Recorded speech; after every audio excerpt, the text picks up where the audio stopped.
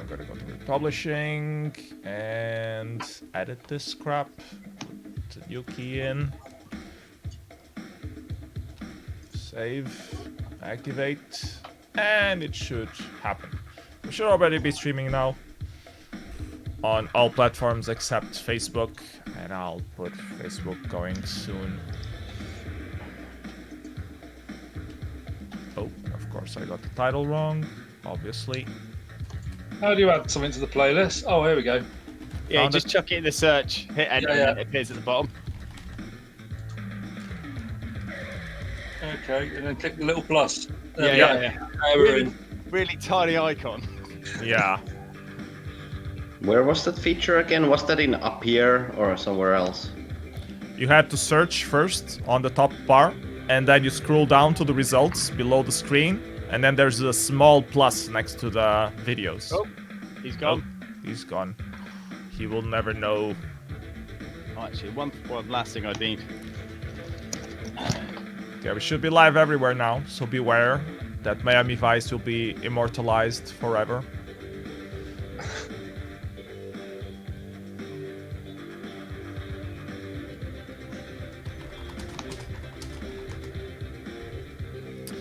I guess I should announce this in places. In places of doubtful reputation. Bingo.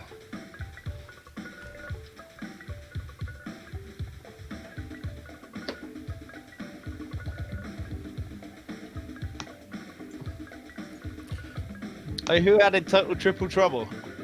That was me. Oh, good choice. Good choice. Absolute banger of a demo. A banger! Yeah. Yeah, I think I stole every single one of the samples from the mod in that. Nice. It's a good one to steal from, definitely. Yeah.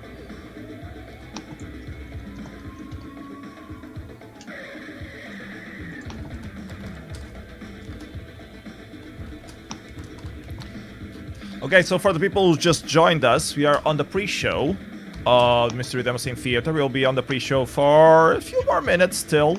We are like 5 minutes into the mic check, so we have like 25 minutes left before the actual show is supposed to start. And we seem to be pretty much ready, so we're just gonna play whatever demos we feel like watching. And this one in particular, Dan was just telling me that this was the demo that made him buy an Amiga. It's a sound demo with a Miami Vice theme. Oh yeah, shit. Twitch tat. Twitch tat. Twitch stat. Chat. Hey FemFluid, welcome to the chat. If YX sent you, you've been sent properly. This is Mystery Demoscene Theater 9000, where we will talk about Demoscene stuff. Mostly for the Amiga today. And some other platforms as well.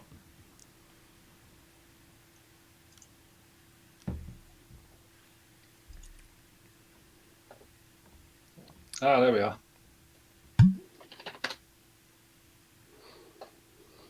Just live for a few seconds. Now it's gone. Don't scare me.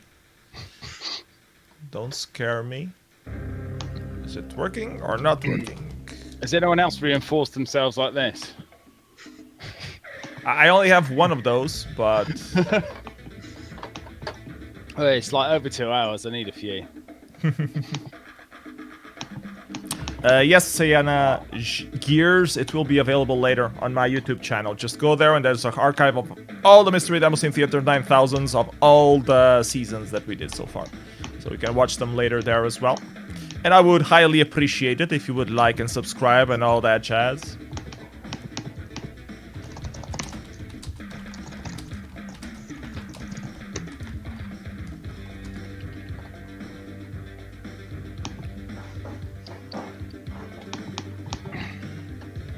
My hair is majestic?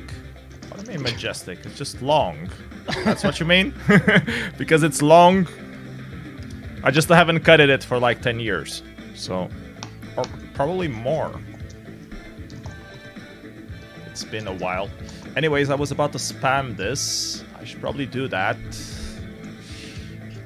In different places. Did I spam already on Poet? No, I did not. Let's try that.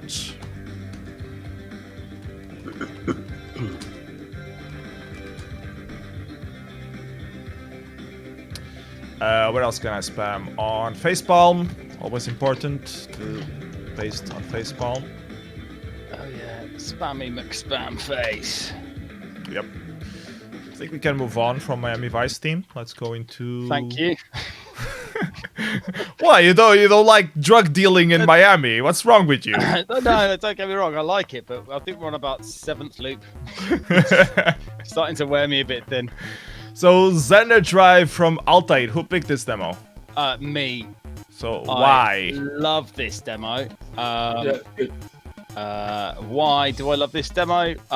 Because it's using an old trick in like a really cool new way that I don't think I've seen before.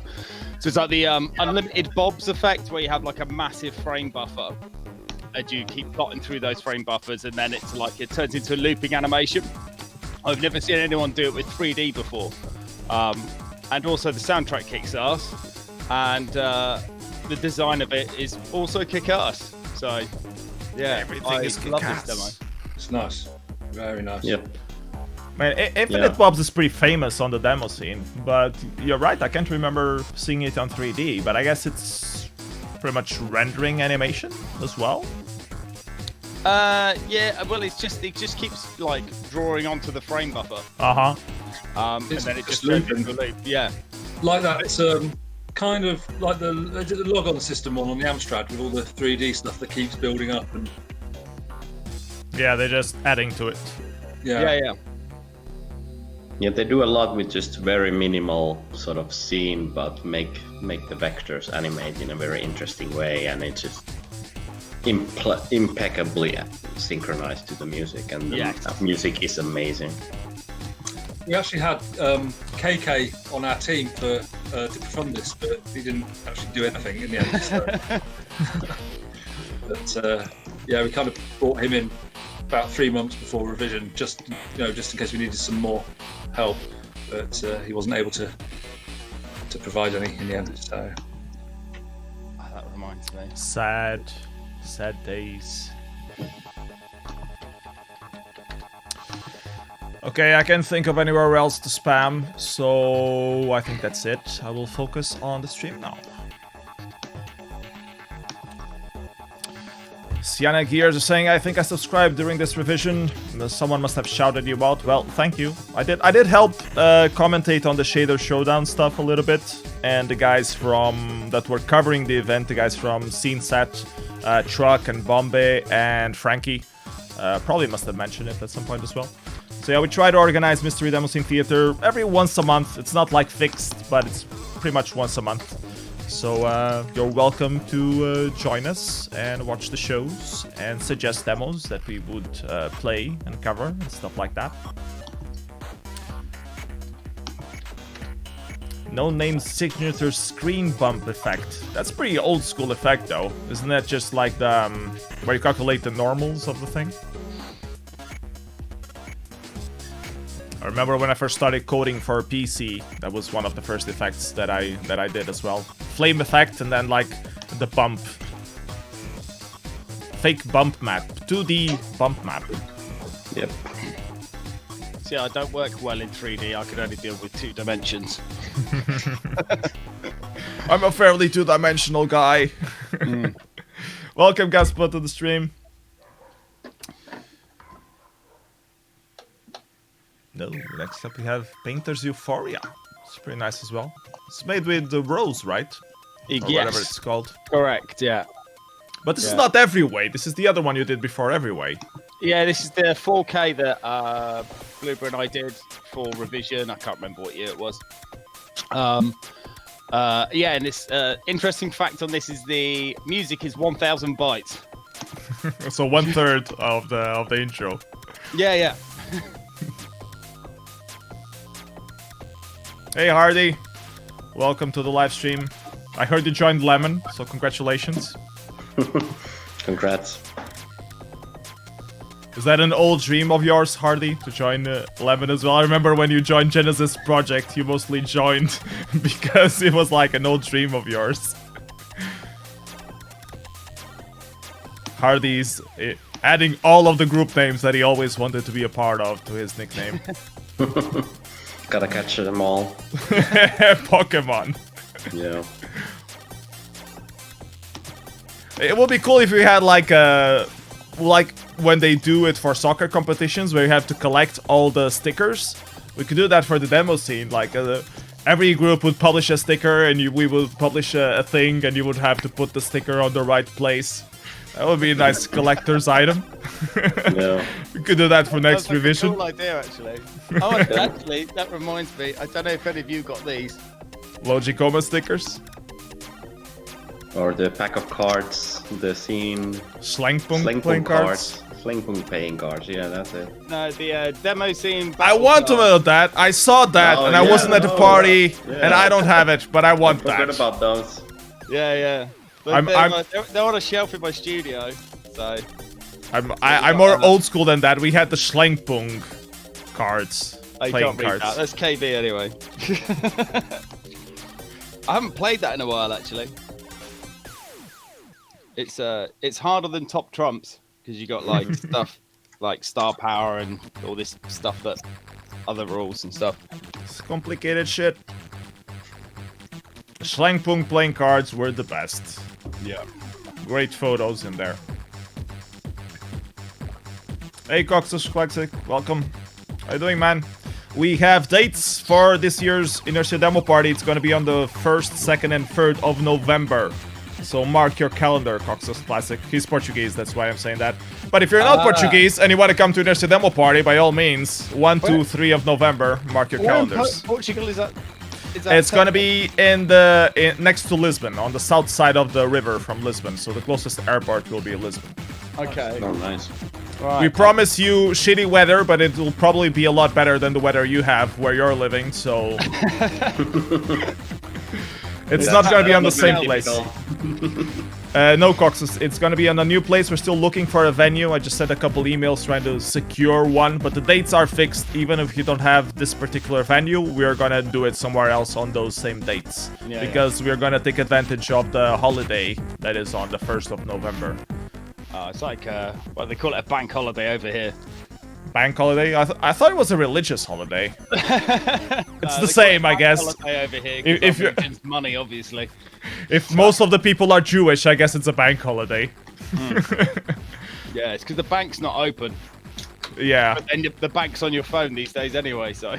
I'm not complaining. I get a day off work.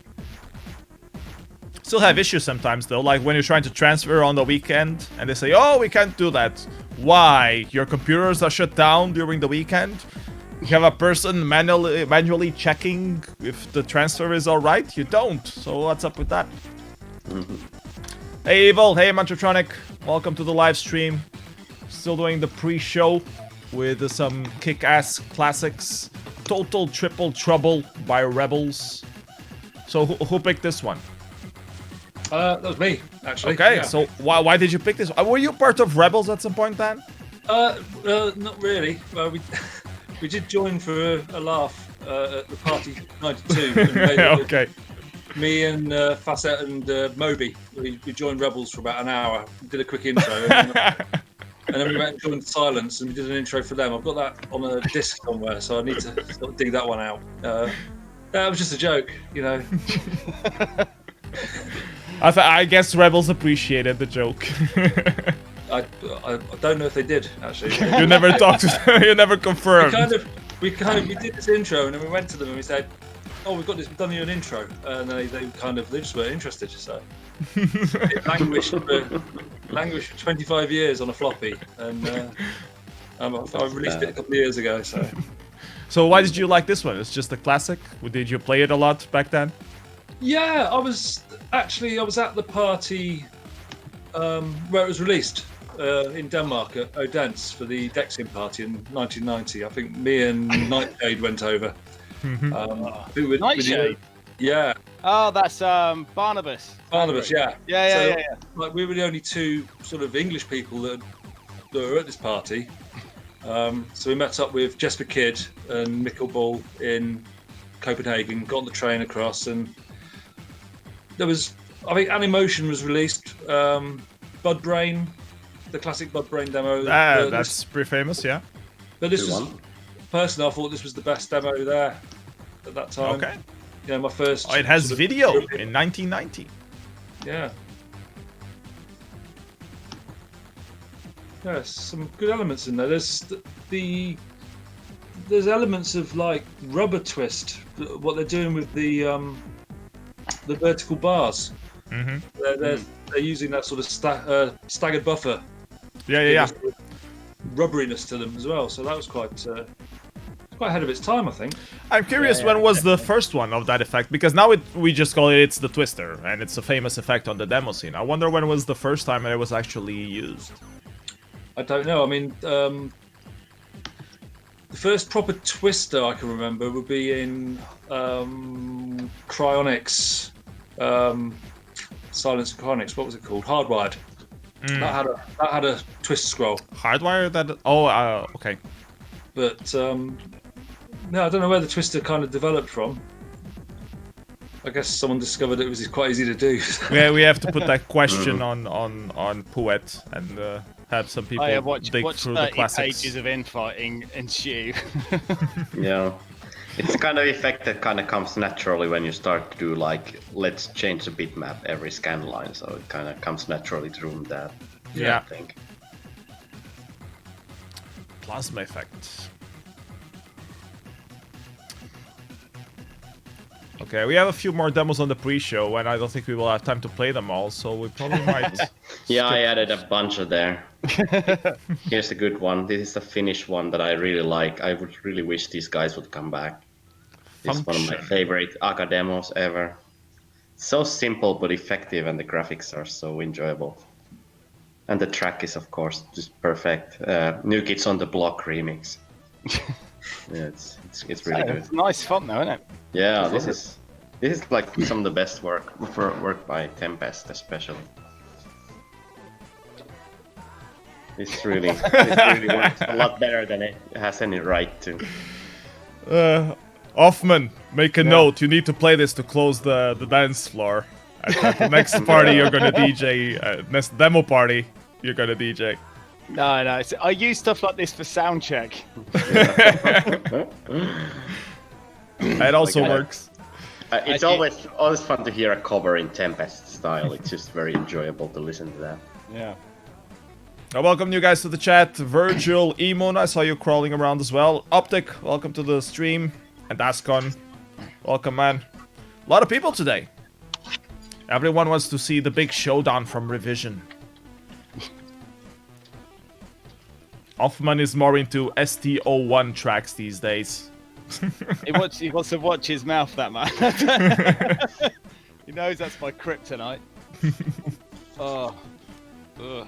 So I guess you didn't participate on that Evoke compo that was only using ST01 samples. I'll be honest, I had a go at it actually. And you decided it would be better to slit your wrists. I got to I managed to pick up about 2 drums that I thought were manageable and had some interesting idea using the offset command with one of the sounds to get like a kind of not 303 kind of thing going. And I kind of got that far and went, actually, there's nothing else in here worthwhile. So, yeah. And that was. But I think this. Did you hear the results on that? I think there's one by L-Man. I think I can't remember whether he came first or second, but yeah, he made that sample pack sing. Oh yeah, that was Was that by L-Man? I thought that was by JCO, but I might be confused. Yeah, I can't remember whether he's first or it was at the Evoke. I can't remember whether he's first or second place, but that was my favourite from that. Oh, it's just yeah. I mean, it's. Then they end up getting disqualified because he would it abused the cut so much that you actually made new samples out of it. Oh no, that's you're thinking of the one he did. It was a different year where in XM he basically put in a bunch of samples in it and then created a pattern encoder which would then basically play a digital music stream out of the tracker with no notes apart from the encoded notes. It's a very strange thing to see. So it's more like streaming than actually mod Yeah, playing. exactly. Yeah, it's basically encoding an entire tune using a sample set that was pre-given to you. But you know, that's JCO in it, so pretty clever. Yeah. But talking about L-Man, I really liked his remix on on this on Revision. I mean, Revision compo was a bit because you listen so much the same stuff, it gets a bit boring. But his remix was really good. Was one of the few ones that left an impression in me. One by L-Man.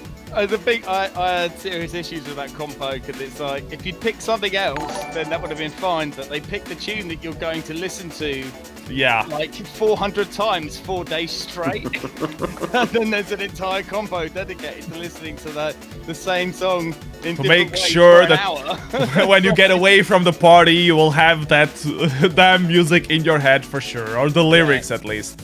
Yeah. Definitely, yeah. But yeah, I think it would work. I think much better if they just like pick something else. But then it would be harder to theme it with a party. I guess that was the main issue that they picked. Yeah. When we were organizing Inertia, we usually had a theme that was completely different from whatever we did. We did like remixing of Pinball Fantasies at one time, a remix of Robbie's the Attic.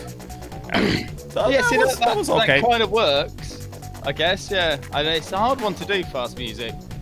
But I think one way of doing it is you just give them a sample pack and say make something. Yeah, at least I remember a long time ago it was just you had like 30 minutes or 1 hour and they would just give you a sample pack and just do whatever you want, using this sample pack. You can't add anything else, and that would pretty much work. But but I think the remix was like they gave you like a week or a month or something like that. I'm not sure. I don't remember. I didn't follow it at the time. Anyways, kick-ass intro this one, Hoffman. Thank you. I found out at Revision that Blueberry has updated the Rose engine. He did a new 4K with it. We're gonna watch it later on. Yeah, so I'm currently synth coding. So you might be considering doing something more. Definitely I want to do another intro with the new Rose engine, but I also want new synth because I've done a lot of synth coding since this, and I want some new tools. I want some toys to play with. So yeah, Emin's helping me out with a lot of that actually. So thank you, Daniel. And the last demo that we're gonna watch for this pre-show is DOS by Andromeda. Oh, nice. Who picked this one? It's also my pick, and it's always been a favorite of mine on OCS because it all takes place in Amiga-DOS window. At least it's faking it's in Amiga-DOS, but I like that it plays with the conventions of the windowing system around it. They're really simple but clever, and it just has some killer effects in it for 500. I love the fact they leave the cursor in the corner for the whole time. Oh yeah. I wonder if you could still move the cursor around. Oh, actually, there's a part where I think it takes over. It like resizes the window. The mouse cursor, yeah. So it's all part of this. Yeah, and then there's a scroller in the title there. This is always something I always watch when I have a new Amiga setup. This is what I usually load up. Just to see, is it dropping any frames on the scroller or any of that? Yes, Andromeda has again penetrated the border of impossibility. Yes. Ooh, it comes outside the window. This is the mind-blowing moment. Oh my god, they're out of the window! Yeah, I haven't found anything earlier than this that kind of plays with the operating system like this. Like, this is the earliest example I found. So there are some demos for DOS windowing system. There are some demos for DOS that pretend that you're like typing stuff on the command line. Yeah, that definitely, but not like in a graphical environment. Yeah. Well, going outside the border on Commodore or Spectrum kind of counts, no? Yeah, kind of, yeah. It's more like a accommodation for the television system, but it's kind of the same idea, like breaking out the limitations there. Yeah, just like this demo, it just looks very nice and sort of sharp and clean and simple. Doesn't try to do anything badly. It just does everything well. Because like there was this age on the early Amiga scene where they had this cleanness effect that Melon became so famous for, but I guess other groups were already kind of doing it. And Anarchy was one of the groups that started doing it as well, with one of the demos that we're gonna watch later. So it feels like a bit of a counterpoint between the dirty demos and then the demos that are like always this slick, clean thing. Yeah. I call those demos the spray can effect demos because they have that Melon design, you know, the spray can effect background. Yeah. And they usually have that one bit plane thing, and it always looks like somebody just used a spray can in Deluxe Paint to do it. It's always like, who started this trend? Because everybody fucking copied it. It's like, I always, when I start doing some one bit plane graphics, like I'm really tempted to do the Melon background. It just looks very slick in like peach or like lime green or something like that. Yeah, like some pale colors. Yeah, just to show like this is not the C64. You can have some like off pastels here as well. Pastel.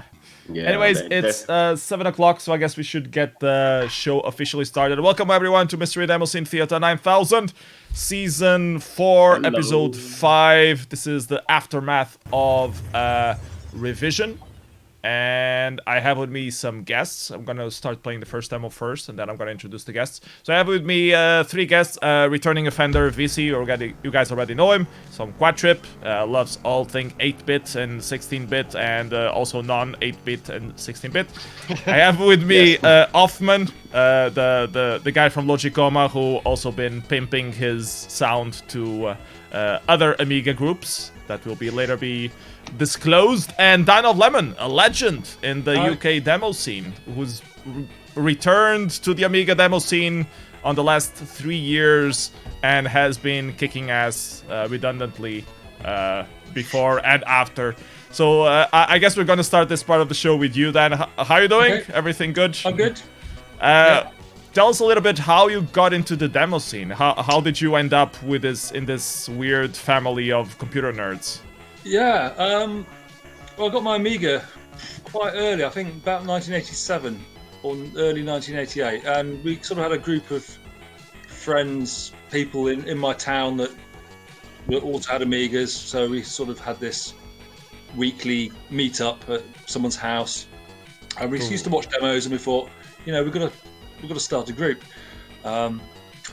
So we came up with this group, we came up with the name Slipstream.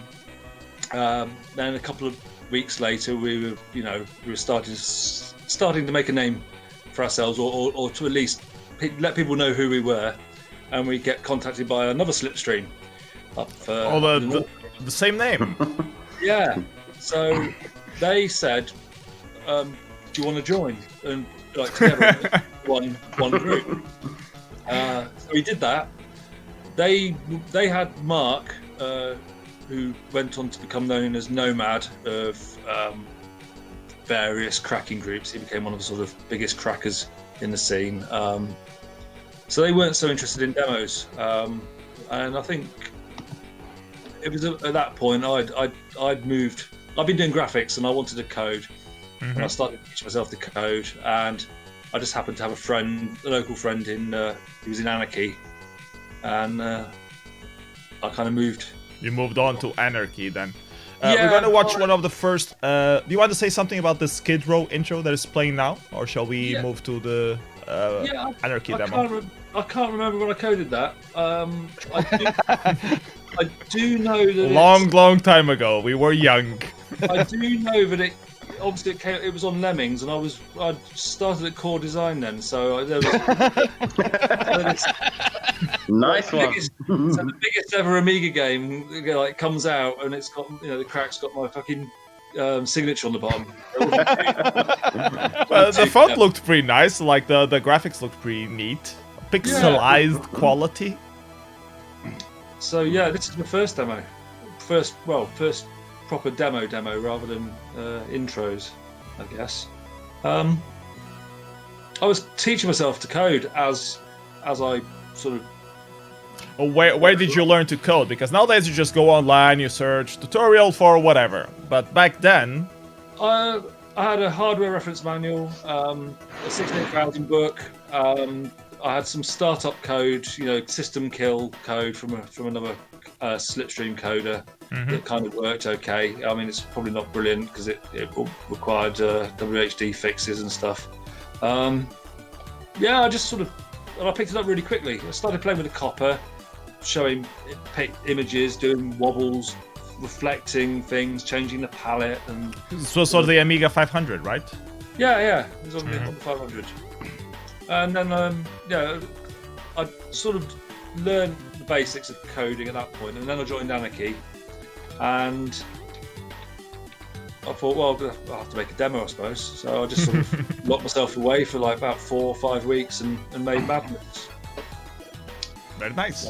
You already had music by Format. Format, Yeah. people don't realize this, Format was one of the guys who started making music like in the late 80s. He's like an ancient demo scener. Yeah, well, he was in Slipstream too. He was a member of that other Slipstream. And then he joined Anarchy as well. And then he joined Anarchy a little bit before me, probably about 6 months before me. Were there any demo parties at the time, or there were still just like small group meetings? No, we had demo parties. Yeah, we had. I mean, the first one I went to would be in Share and Enjoy in Croydon. What South year was London. that? Do you remember? 1989, I believe. Okay. It was basically in a church hall, people getting drunk and passing out, and pretty typical. The UK scene was quite. It was more about sort of drinking and cracking and who's got the fastest modem than actual demos and stuff at that point. Demos were kind of an afterthought. Really. Afterthought, yeah. Yeah. Well, there's still never been a demo party in London, and that's I think that's kind of sad. Yeah. I mean, There's been one in Luton. Close enough. How can there never kinda been cool. a demo party in the biggest city of England? That doesn't make any it's sense. It's really expensive to sleep there. Yeah, I mean, but just get a random abandoned warehouse. I guess they all closed down after the rave incidents. What the fuck? I would guess our criminal justice bill would actually stop any demo party going on. We had the 1992 when they passed the law, basically to stop raves, stop illegal gathering. It actually covers, Demo 10 parties, people. pretty much. People getting people. drunk, watching 10 stuff. people. Yeah, licensing laws in England are a bit strict, aren't they? So, It is Yeah. what it is. Anyways, let's Plus- move on to the next demo, which is Seeing is Believing. okay. This wasn't that old in terms of time difference, though, was it? Like 1 year later? It says 91 in the corner, so. Oh, the graphics were drawn in 91. No, this was released. This was released at the party 1991. Yeah, Christmas, Okay. I believe. Did you attend Madness. the party? 91. Because I'd started at Core in August 91, and obviously we had a SNASM development kit, PC cross development. So I was sort of put most of the demo together on that, which made things a little bit easier for doing a track mode and stuff. Did you attend the party in 91? I did, yeah. How was it like? Yeah, it was good. I can't remember much about it. It's definitely good then. As we mentioned before, the UK scene was a lot about drinking. Yeah, I mean, there's all sorts of stories about the Party 91, which probably won't go into, involving Illegal parts of the party. It's like a certain amount of animal porn being shown on the big screen during the party. What the fuck? Because we can. The sophomore years of the demo scene. Yeah, it was quite strange to sort of walk in and see that. I'm glad that part of the demo scene has changed since then. Yeah. Yeah, I'm pretty sure nobody really misses that time that much. I'm sure there's one guy somewhere going, they don't show animal porn anymore. That's such a weak demo party. This was, I think that the Party 91 was probably the party where it became more about demos than about cracking and like they used to be called copy parties because it was about copying and stuff. I think the Party 91 was probably the first, it was sort of the breakthrough party where demos were the main focus of it. I can't remember. Was Hardwired released at this one? I think it was, wasn't it? I'm gonna take a quick look. I think so, but I'm gonna check. The party. Was it confusing at the time? People saying, "Oh, you're going to the party," and you're like, "What party? The party." I always thought that would be completely. Yeah, Hardwired got second place. Odyssey of Alcatraz got first place. Yeah. Which everyone hated. It was like half an hour long or something. I watched the first 2 minutes of Odyssey, and then I left. I went out and. I have watched it once all the way through, and it's like after like the third planet you're checking out. Yeah, I could see where it was going pretty quickly, and I was off. I must admit, burger. Out of demos I actually ran on my Amiga, I had all the 38 discs or however many it was. But I only ever watched it once on my Amiga all the way through. Waste of discs. Yeah, the second run was just ripping all the modules out of it. So. Oh yeah. And that's why God invented hard drives, so you wouldn't have to keep 38 discs for one demo. Nobody's really tried to follow that formula ever since. It's the only one that tried to do like a full movie almost. Yeah, there are some story demos, but not half an hour long, no. Yeah, not half an hour long, definitely not. Anyways, let's move on to the next demo then. Eventually, you joined DanLemon. How did that happen? We kind of decided Anarchy got too big, I think. I asked you this before, but maybe for the stream I can ask you again. Was Anarchy mostly UK, or was there other parts in Europe? It started as UK, and then there was the Danish division, there was Norwegian division, I think, the Finnish division, there was Swedish division, French division, German division, Dutch division. So Anarchy got very, very big. And a few of us decided, a few of us that were sort of more, maybe closer friends with each other than the rest of the group. Decided we wanted to do something a bit different, a bit fun. We came up with the Lemon idea. We ripped Melon's logo off. We got away with it. We still used it. We're still getting away with it. Well, was it like a cheap shot at the Melon, or was it just what was the idea behind that? I don't know. I can't remember. I think we just wanted to have a bit of a laugh. Yeah, poke a bit of fun at the scene. Because even the style is somewhat similar to Melon. Yeah. Yeah. Well. Yeah. That's the style that the scene sort of evolved into. I think around sort of late 1992, 1993, the style of graphics and colours and design definitely sort of completely changed. I think Melon did kind of spearhead that. Evil on the chat is saying that he went to a demo party in '91 in France, and the Anarchy members were already kicked for being drunk.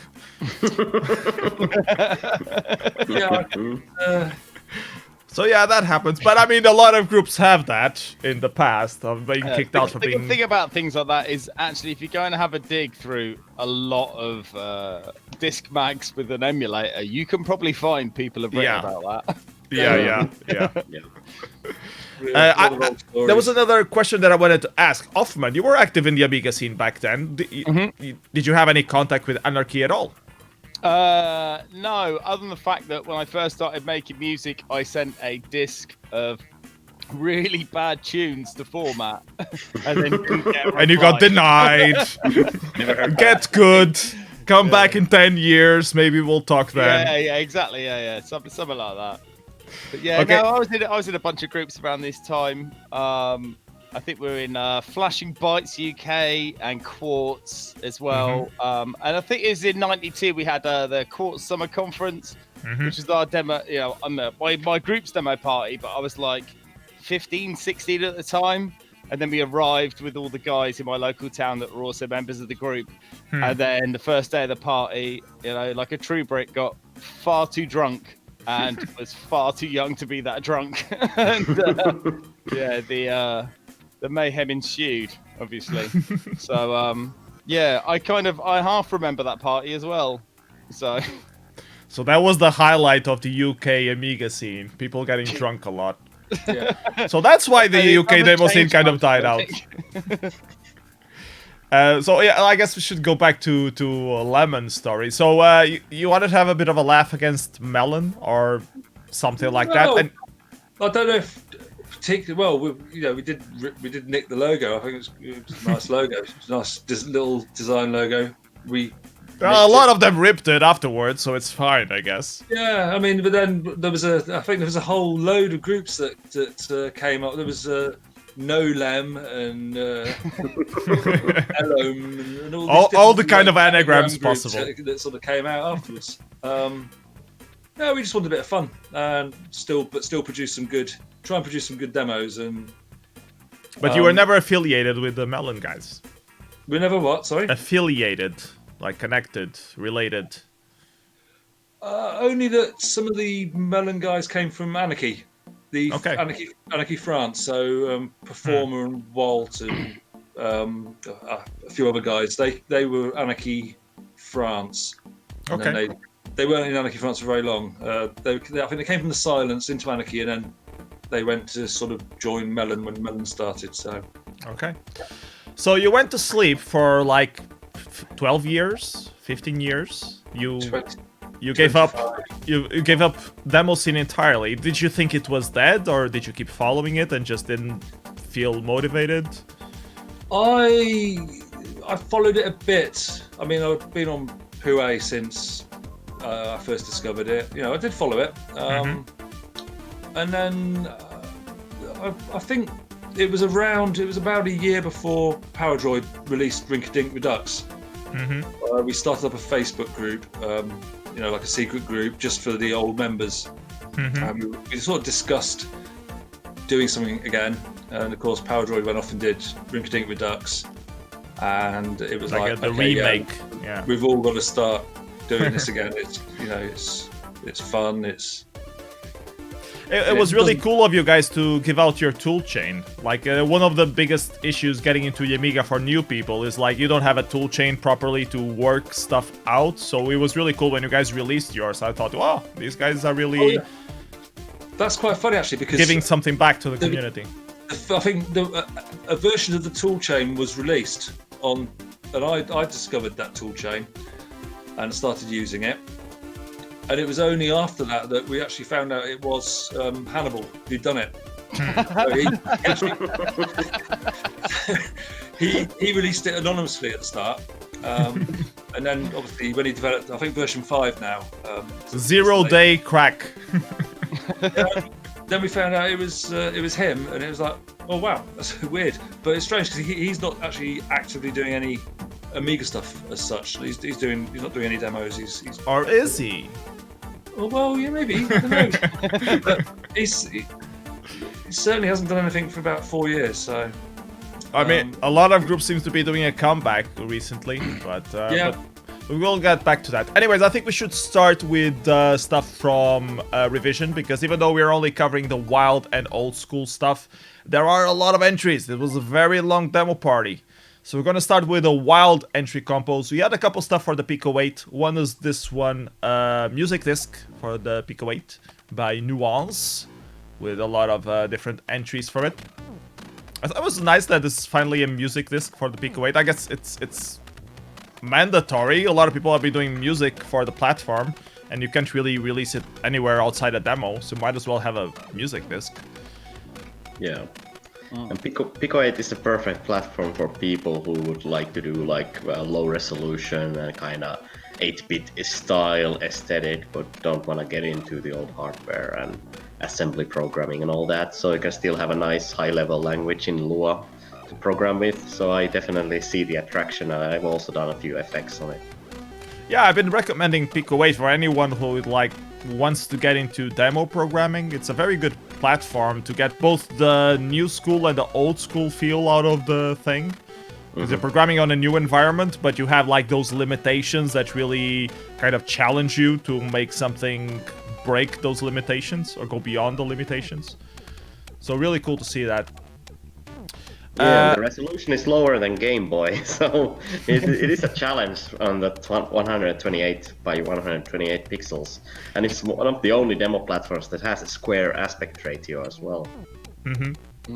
Oh, Porossion on the chat saying TIC 80 is bigger than Pico 8. We see the few entries for the TIC 80 as well on on Revision. I'm not sure if I have any on the playlist actually, but we're starting to see a few. So I'm wondering how long it will take until we have a proper platform for it on Puet for people to do some stuff.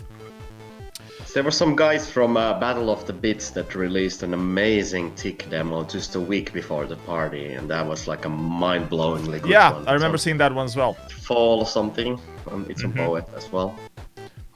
Anyways, let's move on. Another entry from the Real Wild compo was this one for the iPhone by Decadence. An invitation by Ricky for Martin. Yes. Invitation for assembly. I love this demo. So your RM said about this demo that he basically aims to be the master of UI kit demos because he's the only one that even cares about making something with UI kit. So this is all basically like done with how you would make the interface code or software rendering basically on iOS and Mac OS. So this is all IO kit based. So of course it does like hardware acceleration to it, but it's basically the UI like API he's using here. That's a very interesting niche. Yeah, it runs on very low-end hardware because of that as well. Like you can run this on a pretty old iPhones, I think, because he only uses UI kit for this. I just love the design, the way everything kind of slots together and transforms. It's just so good. The sync is very on point, definitely.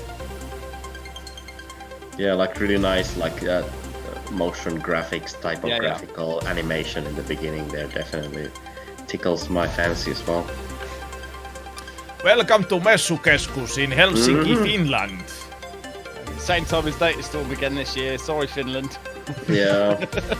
This time we're getting like half of an exhibition hall for the scene lounge as well, so we'll have a lot of room for demo activities. And I think they have like a 30-meter big screen, like just a real size large giant screen for the compo, so that's gonna be interesting.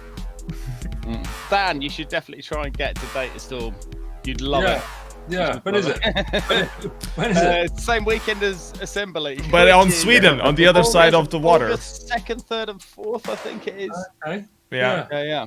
You're gonna play a DJ set at Datastorm, aren't you, Hoffman? Yes, I'm doing a PT1210 Amiga DJ set on my two.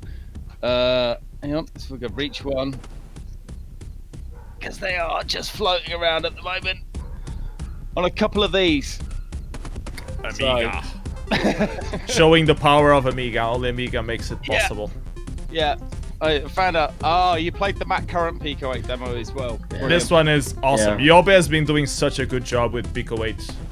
Yeah, it's mind blowing how a musician can get into, like, he just learned 3D coding for the Pico 8 because just take a look at something.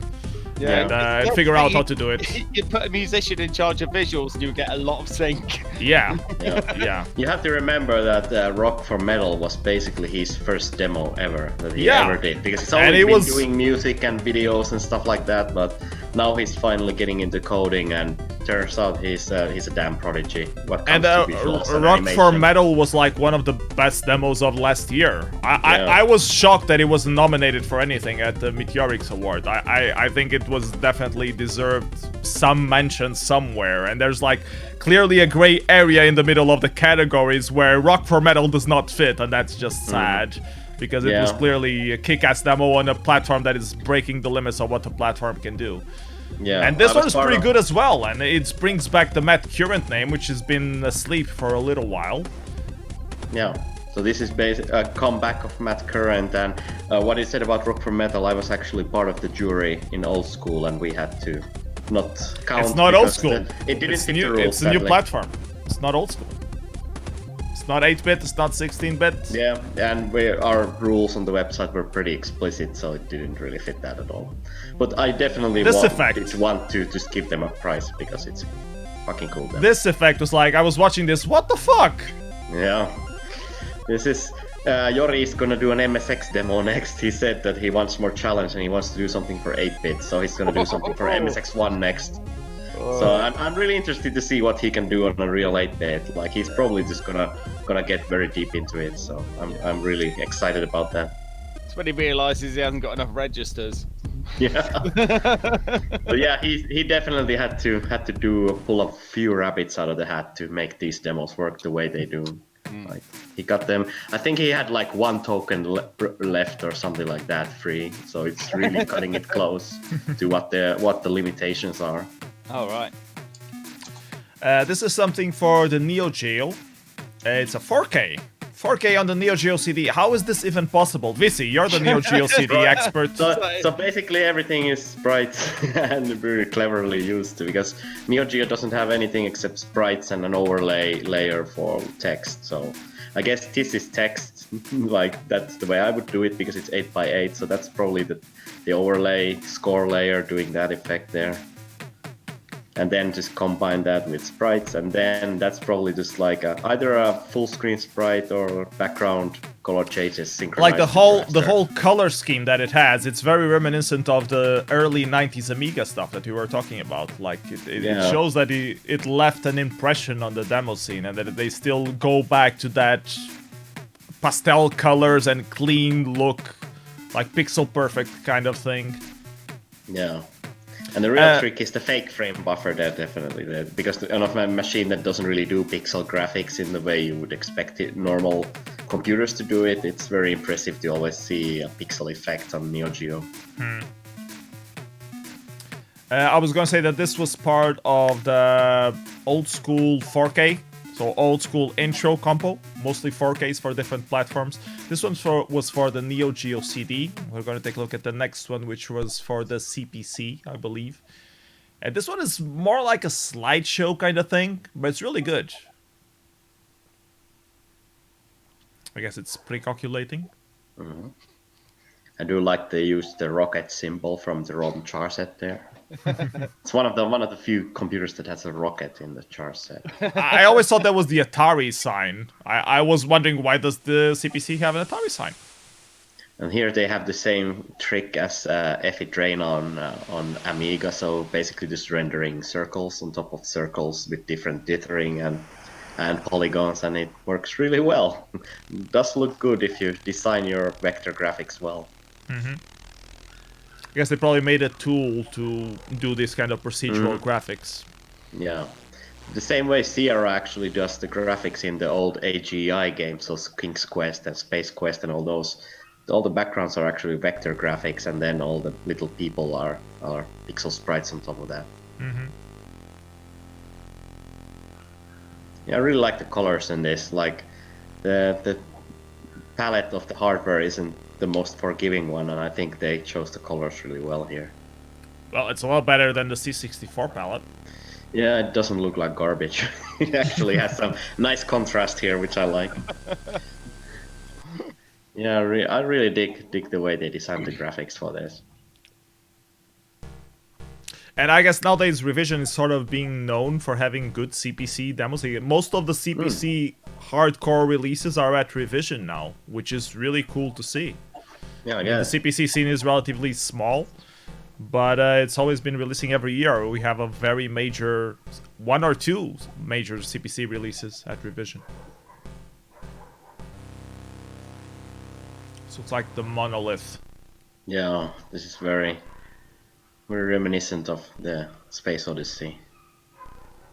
And that's it, the third kind. Next up we have Don't Be Square by Loonies, an Amiga 4K. And this one is using the engine that you fiddled around with, Hoffman. Yeah. So this is the new version of it, which is now dual play field. So you can, like, you used to have one field that you could draw on, but now you've got 2, so you can do... Double the excitement. Exactly, yeah. I'm very much looking forward to getting my teeth into this. So, so I'm obviously going to go to Datastorm, and I'm not promising anything because I've got a lot of code to do yet. So, Well, there's still like 1 month, 2, 3. Oh, you have Nova before. August, so, but I've got a bunch of projects to finish before then. So yeah, you have Nova first. When is Yeah, Nova yeah. this year? Isn't it? Oh yes, Nova is the 21st to the 23rd of June in Budley in Salterton. Should definitely come down. If you can fly to Southampton on Thursday, then I will drive you to the party on Friday and take you home on Sunday. All Okay, right? Now, that's a an offer. possibility. All right.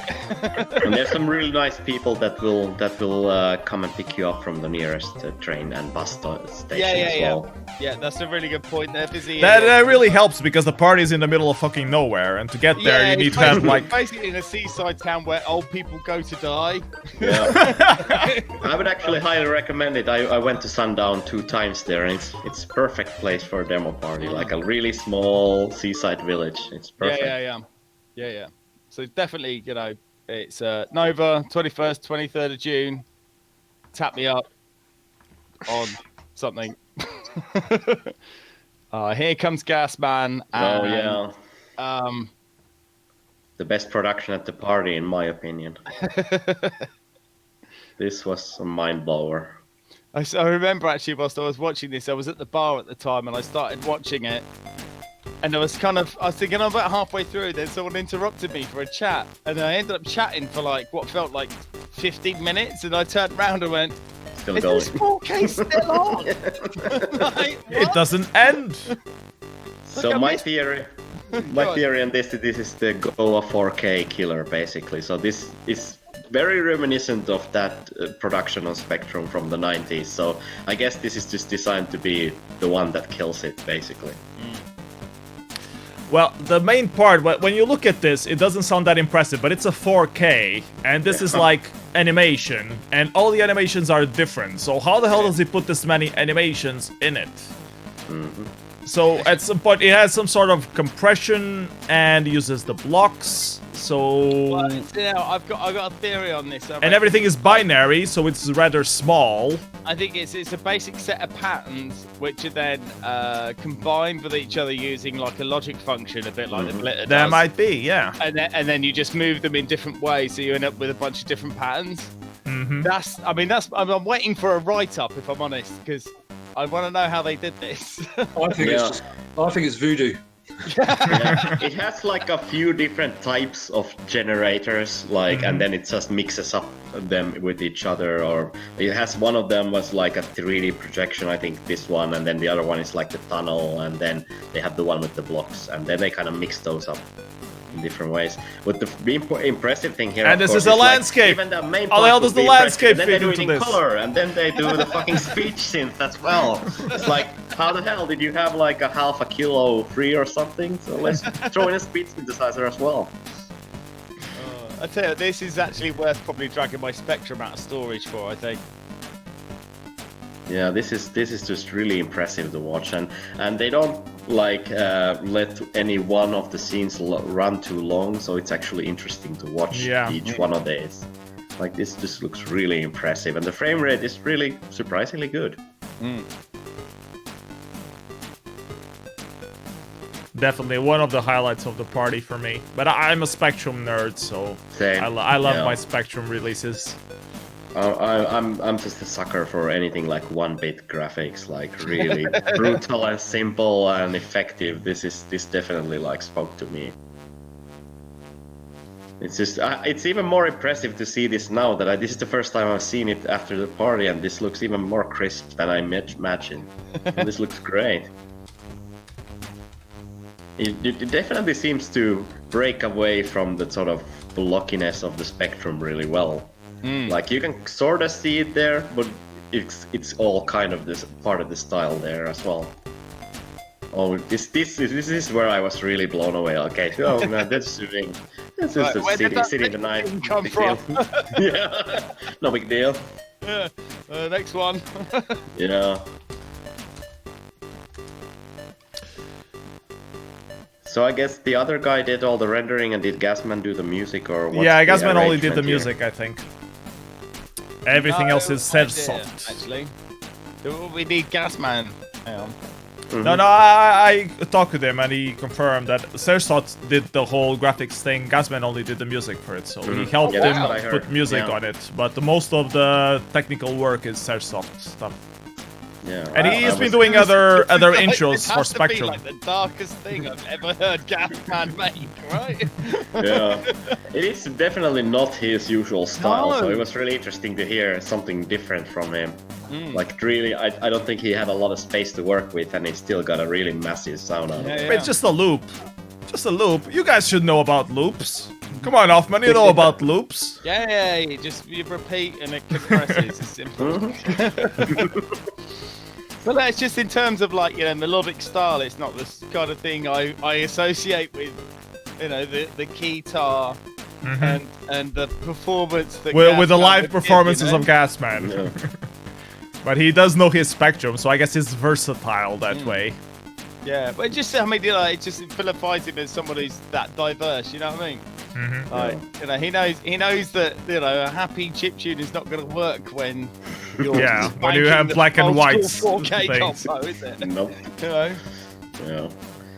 The visuals are very similar to something like what I would do with shaders, so that's really interesting to see something like this on 8-bit because it's very reminiscent to like 4K stuff on PC, but in a very lo-fi style. And this nuclear explosion right there, that's amazing. I am really impressed with these effects, like how much variation and sort of they don't repeat themselves too much here. Yeah. It goes way too long though. It's 8 we're minutes nearly long. halfway. We're just over halfway through the Yeah. demo. Yeah, This now is it's the second 4K. part with colors. Okay. It's like a minute per half a kilobyte.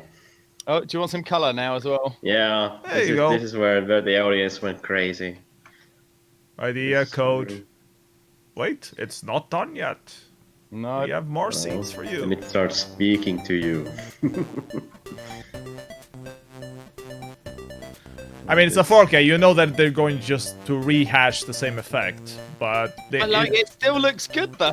yeah, Yeah, exactly. that's just like aligning the color with the 8x8 color memory. It's very impressive how they do it with the effect there. Like, it's just like, how? I can't even begin to start to, like, It's how great, how it's would good, you do something like that? Alright, but when you look at it now, it kind of looks like some kind of like really strange MPEG video, doesn't it? Yeah, it kind of does. Yeah. Man, this looks good. I'm glad they saved the surprise at the end there. Yeah, we can actually do it in color too. There's some nice XOR patterns there. I recognize that part. Because it's not just having two parts for the sake of having two parts. It's actually slightly different. Like, the music is also different. And the visuals are also different, and they still fit. These are probably some of the best effects ever seen in like on expanded spectrum as well. It is really impressive just to watch. Even though they are kind of just loops, they're still really good looking loops, and you know they're not like they all have to be generated by code. Yeah.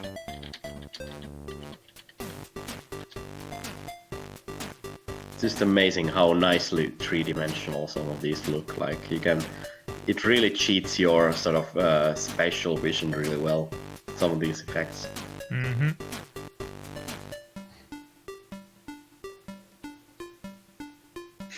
And they haven't even have space to put some greetings on. Yeah. Texture mapping on a plane, why not? Amiga.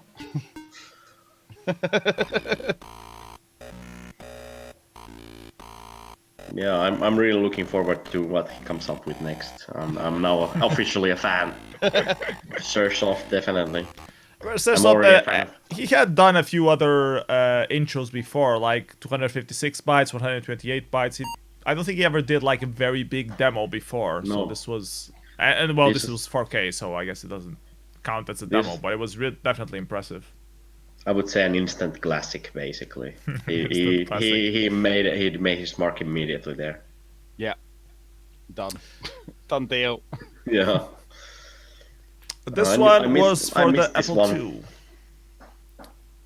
It's nothing overwhelming, but it's nice that we have new sceners doing stuff on the Apple II. Basically, it was party demo made, as it mentions on the text. And he just found the Apple II dev kit lying around, and oh, let's make a demo for the Apple II, because I used to have one. I definitely still have a dream that one of the like old school Apple cracker guys from the late 80s would make a demo at some point, like because those there's not a lot of information of their real identities either. So yes, it would be interesting to see some of those crack intro guys from the 80s to try to get into the modern demo scene at some point. But most of the crackings that you saw on the CPC was just a text scroller. They didn't really have any effects like the Commodore, the PC, or the Amiga scene that did. So if you check most of the Apple II demos or crack intros from the time, mostly it's just text. Sometimes it doesn't even scroll. It's just usually the text just a screen. there. Yeah. Yep. But there's a very large Apple II community, especially in the US, which I was very surprised to learn about. And I'm interested if they will start doing more demos, because there are people there who do some demos. I remember especially Kansas Fest that happens every year in the US. It's just a lot of people from the Apple II community getting together, and they know how to code. Why don't they do demos? Because it's just not in their culture to do demos. They're more focused on games and retro gaming than actually doing new stuff to try to show what they can do with a platform. So but I'm hoping that they will start doing some stuff, because I know that some people did some presentations there showcasing what the demo scene is and stuff like that. So maybe we will have some more Apple II demo scene popping up out of the US. That would be pretty cool. Yeah, it's definitely good to see some love to the platform, because it's not the easiest to code on. Just to see some effects on it, it's always impressive to me, because especially because you can only do color effects in this chunky mode most of the time. So try to do anything in a good frame rate on Apple II is a achievement in my opinion. Anyways, let's move on to the next one. The next one is for the Amstrad CPC. It's called Gloire à Pieux. It's by the Overlanders for the Amstrad CPC. I'm really glad you're playing a bunch of the demos from the old school demo compo, because I missed this. On So now you can see it. Fell asleep instantly after the Amiga intro compo. I just died completely. We were coding, so I had my headphones on and on my laptop, and I didn't see any of this. So, as I was mentioned before, the CPC has been taking a lot of their major entries to revision, so it's always cool to see more CPC stuff. You know that it's gonna be kick-ass on revision. I think they're still loading. Yeah, there we go. Gonna go to the bathroom real quick though, so I'll leave the stream to you guys to commentate. Yeah, it seems like revision has become the CPC party for whatever reason. I guess it's close to the French border, so it kind of makes sense. Yeah, I forgot it was like that system was like really popular in France. I remember back in, I think it was like 1990 or 91, I did like a French exchange trip with the school that I was at. And I ended up in this French family's house, and like the kid had like an Amstrad CPC, like the disc version, with like a pile of like cracked games in there as well. Nice. I was like, I'm in my element here. Definitely. Yeah. It's really impressive to see this stuff. This is very, very reminiscent of like Amiga 500 stuff almost. most of the games were pretty bad though on the Amstrad. They were lazy Spectrum ports with you know, like the same way the Amiga got the lazy Atari ST ports. Similar thing, very similar thing. Yeah. It definitely took the demo scene to unlock the potential of what CPC can actually do, like get the colors out and get the frame rates out. Like the game coders back then just didn't have a chance to learn all of it, because as you can see, the hardware can do quite a bit. Like if you know what you're doing. Like I believe the display adapter in this is like it's really super flexible, and you can make it do all kinds of undefined behavior and all kinds of interesting things. I also missed this one, and this is actually pretty decent. I'm not sure how much they take those tricks that we had, like a pre-rendered animation trickery that was happening a few years ago on the CPC, and these effects look a bit similar in that regard. So I'm not sure if they take advantage of any of that. It's like how wonderfully dirty this looks. Like the sink is all over the place, but it all just sort of kind of fits together. The dirty look works here. Let's raise the bar. This looks pretty good. Has this little extra shading going on. Yeah. It's also YouTube codec killer material. Yeah. Very incompatible with the YouTube codec right here. So did any of you guys ever had a CPC? No. Nope. They suck. I do have an FPGA version of it now on Mister, so I have actually played with it quite a bit lately because I have a bunch of new computers on an FPGA course now, so it's like It's a kind of good, cheating though, good but I mean, excuse to play with them. if you can make stuff with it, I guess it's good. Yeah. Yeah, it's like the perfectly little demo box, basically. CPC was never very famous in Portugal. But I know that in Spain and France it was pretty known. Yeah, it wasn't really a thing in Finland either. I do love the glitch aesthetics of this plasma effect. Yeah. This is really impressive. It's such a simple effect, but it works. It's like 3D. Yeah. Frame rate killer. Oh. So you wish to learn the We did like drunk skull text reading. No. of The era of unreadable scroll text meaning is of not life. over yet. meaning of life and death. No, Life and demo making. Life and demo YouTube making. challenge like channel, doesn't it? Like challenge old Cenas to read unreadable scroll text. Like It is a challenge in some demos, like really a challenge. It's not a challenge. It's a talent that we've been developing through the years. Anyways, Moliv, you should run away if you don't want us to talk about your demo. yeah. This demo parses original data, and it's a remake of the original classic by Oxygen for the Atari ST, released at well, I don't know the year it was released, 90 maybe. I don't know. But it was called Santnik 2000 at the time, and it had 3D, which at the time was like, holy shit, 3D in Atari, this is impossible. And there was this challenge on Puet for people to redo this demo on different kind of platforms. You had one for the PlayStation Portable, we had a couple of them for the Mega Drive, one by Titan, one by Moliv that we're watching here. We had some for the... What other platforms had that? Optimus ported to 3DO. There was one for TI-89 calculator, and CC of Basic started a port to Nintendo 64 as well. Okay. The chat is saying that it was in 2000, so I believe. No one's ported to Amiga yet, so... Amiga can't do 3D, everybody knows that. So you can do it. Amiga can't handle the power of the Atari. Like, yes, I'm on it.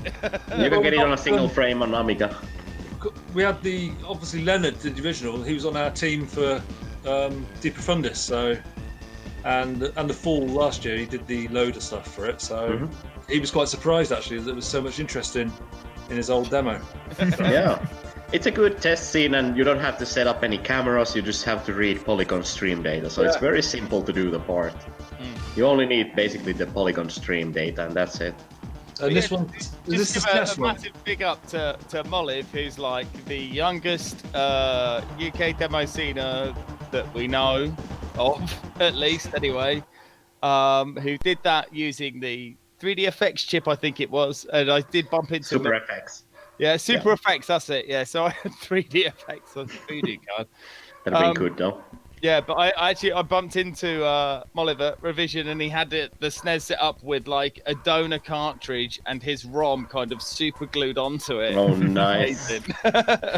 That's a proper style to do it. Oh, yeah. Development environment. Yeah. And that was for the SNES. I said Mega Drive, but it was for the SNES. Yeah, I apologize for that. Yeah. Super Effects SNES. This one that we're watching is called Octopus Pocus, and it's for I don't know. Atari. Let's check. Looks like Atari 8-bit. 8-bit Atari, I think. Yeah. Yeah. No, it's So not. how- It's for the Amstrad CPC. Oh, CPC. Oh wow. Okay. It's very, very nice and smooth. So how old is Molai, by the way? He's very young. I think he's like 16, maybe 17. Oh, And awesome. he's there, like, basically transferring this data. And he's onto already a- coding for the a super SNES. Holy effect shit. chip. Like, Yeah. I mean, whatever you say, like, in 3 to 4 years' time, he's going to be turning up a revision and kicking all of our butts. Right? Probably, yes. Yeah. He's gonna get How used to recruited go. to Titan to And do Molly- the Molly killer says he SNES thinks demo. he's 17, so, I mean, On the chat, he's saying I think he's 17, so it's probably 17. spooky. Nice graphics. Really love this kind of 45-degree angle, kind of simple, chunky graphics. Oh, and what's it called? Rubber Cube. Yes. We had a combo for best rubber cube on Amiga a while back. 2 years, 3 Lemon, years. was it Paradroid did the what I can only describe as being the most elegant way to play a rubber cube ever.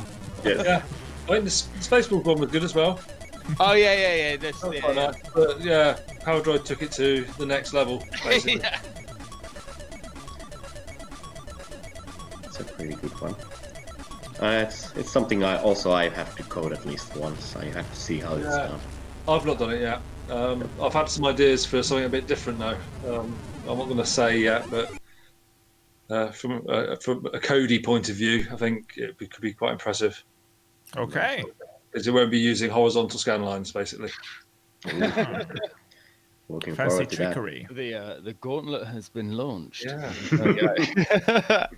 Well, Anarchy invented it in, I think it was Mosh, the Swede, Anarchy Sweden, in about 1991. I think he was the first to do Rubber Vector, and then we did it in Digital Innovation. We did an updated, bigger version. That was Ichronite coded that. Yeah. Mhm. I've never done it Still myself. around. Still Never- around. I've never done it myself, so This demo that we're watching now is called Roboto, and it's for the MSX. Was really happy to see the Spanish guys active and in an old school platform, so it was really cool to see this one. Yeah, this is one of my favorite ways to design an 8-bit production, like really clean, sharp edges, all that. I really like. It's almost like watching an MSX game, to be honest. Oh, I've got a real love for all the original old school Konami MSX cartridges for the Same. MSX. Oh yeah, I love those. So good. I mean, like, the scrolling was terrible, but the gameplay was second to none. Like, Yeah, and the unbelievable. music. And the music, yeah. It's great. I did have a look at like trying to do something for the was it the Konami SCC chip or is it the SSC chip? I can't remember what it's called. But like it adds an extra 5 channels to the 3 on the Pokey that's there. It's like, yeah. Oh, such great games. Hmm. Yeah, this demo is definitely it's very enjoyable.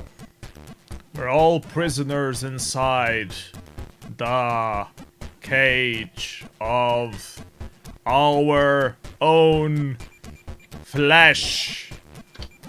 And I'm planning a jailbreak. Jailbreak. Oh, that was a jailbreak. I think that's. Do you know, that's going to be my next Patreon on your thing. It's just like it's the challenges you have to watch demos and read all of the text out. I pick one of those demos with like 30 scrollers all on the screen at the same time. One of those that has like 20 scrollers at the same time in different speeds. Yeah. Yeah. I have to say, I did this first on Neo Geo, hand holding a smartphone, playing an effect on it. I wonder if They're got it ripping from you me, off. but I do like the effect because I already did this. Thanks for It's the a follow, clever Mr. idea. Tube. And it's 2D metaballs. It's you don't call it metaballs when it's 2D, do you? You know, it's still Metaball in 2D. Well, Metasphere, I guess. Metasphere. Metacircle. It's a very wide screen though for phone. It's obviously a phablet. It's a very, very large hand. It's a tall person, okay? They have large hands Yeah. and large feet. And this is MSX always AI. impressive when you remember there's no sprites on MSX1, so... No, there is. Sorry, one color sprites, yeah. Yeah, one Sorry. color It sprite. does do that. Yeah, It's all pink, have so it's good. like 4 on a line or something, but you can have like loads of them all over the place. But as soon as so like a lot of the old Konami games, when you have like your character on the same line, stuff starts to flicker. Yeah. Well, if you just look at the angle of the scroller, it's like never 4 per line. Yeah, so- It's, yeah. it's a good flag. I like that. And I love this part, which is an ode to Keulers. It sounded like a 1995 song being played there. Yeah. He defined greets for Keulers in the And there we previous go, part. 1995 Yeah, there still you go. rocks.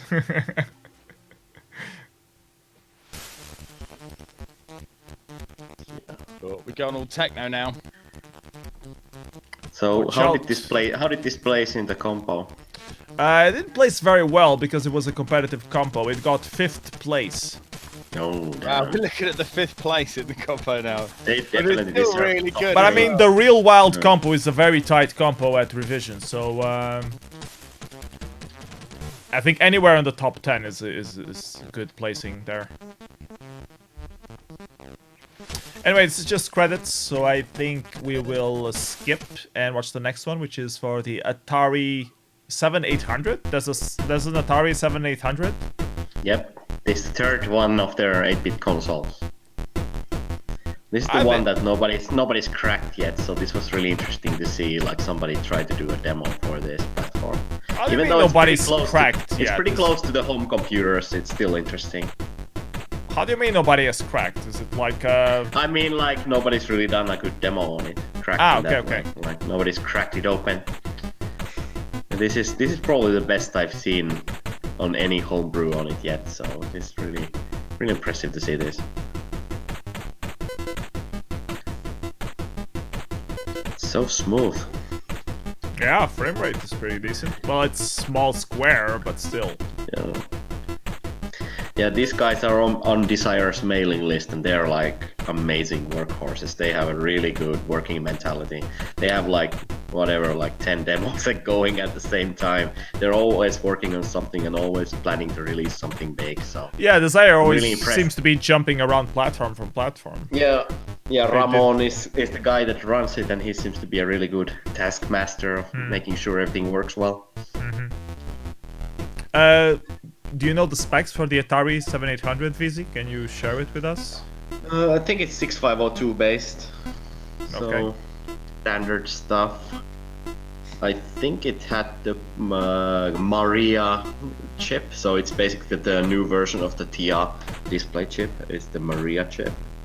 So, and then it's backwards compatible with the original 2600 because they were stupid and didn't make the 5200 compatible, so they backpedaled and made third console compatible with the best-selling console at that point. So yeah, they learned from that mistake really quickly.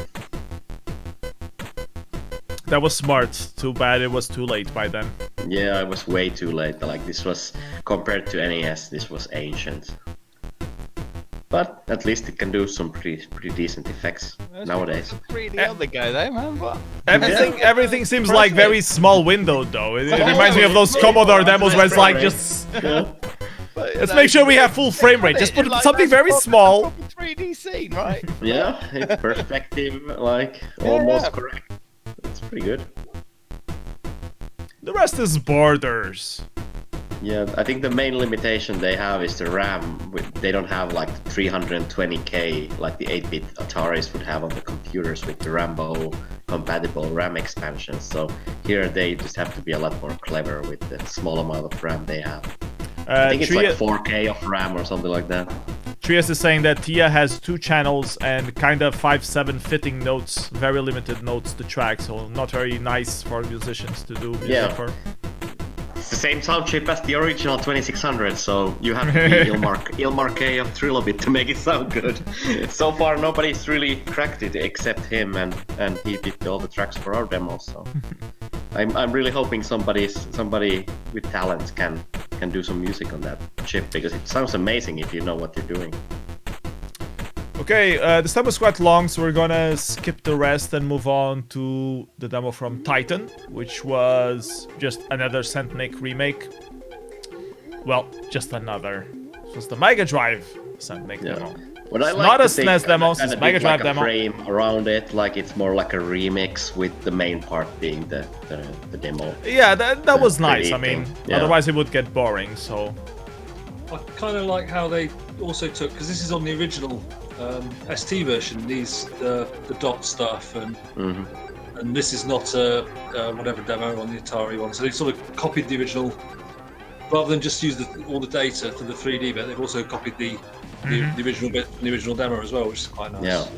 And it's the frame rate is pretty unbeatable here, like really fast. It's well, they basically have the best Mega Drive rendering engine in existence, so it's no surprise. They've nailed it, really, haven't they? Yeah. Yeah, did you see that Red Eyes thing they released with the same code base? It's really amazing, the music video they did on Mega Drive. I mean, compared to I mean, Overdrive 2 is probably one of my favourite demos of all time, but the 3D in that was actually pretty slow compared to what we're doing now. So yeah, they improved quite a bit on that. Quite a lot. Yeah, it's always interesting to see this kind of stuff on an unexpanded console. You can think like, what if they did this back in the day in games? It would have been pretty amazing. Yeah, I think the thing is that you got to remember how much ROM space this takes up. Yeah, that too. Yeah, of course. Yeah, I did see a breakdown of the music for Overdrive, where someone had taken the ROM image and imported it into Audacity, and there's a lot of sample data in that thing. Streaming it in. Yeah. But you know, if it's there, use it. You know. Definitely. Yeah. Use what we have. Oh, don't! You might make me cry. It's a nice little cutscene from the wild. I think it was a filler entry. It wasn't supposed to get second place, but people really liked it. It has the traditional snarky comedy. Yeah. A Gasman's just We an need- absolute genius at this kind of stuff. And so I remember looking the next day because I missed this compo, and I saw like its playing order was 17th. Then I got home and realised it got second place. It's a pretty good compo filler, I would say. Yeah. Just goes to show, like, joke entries never fail at the big Easter party. They never fail. I love how they're still raving tomatoes references, even though he doesn't make an entry anymore. People still make references that it's gonna be here sometime. Yeah. I was actually considering that I should try to contact TS to do like a collaboration there we work. go.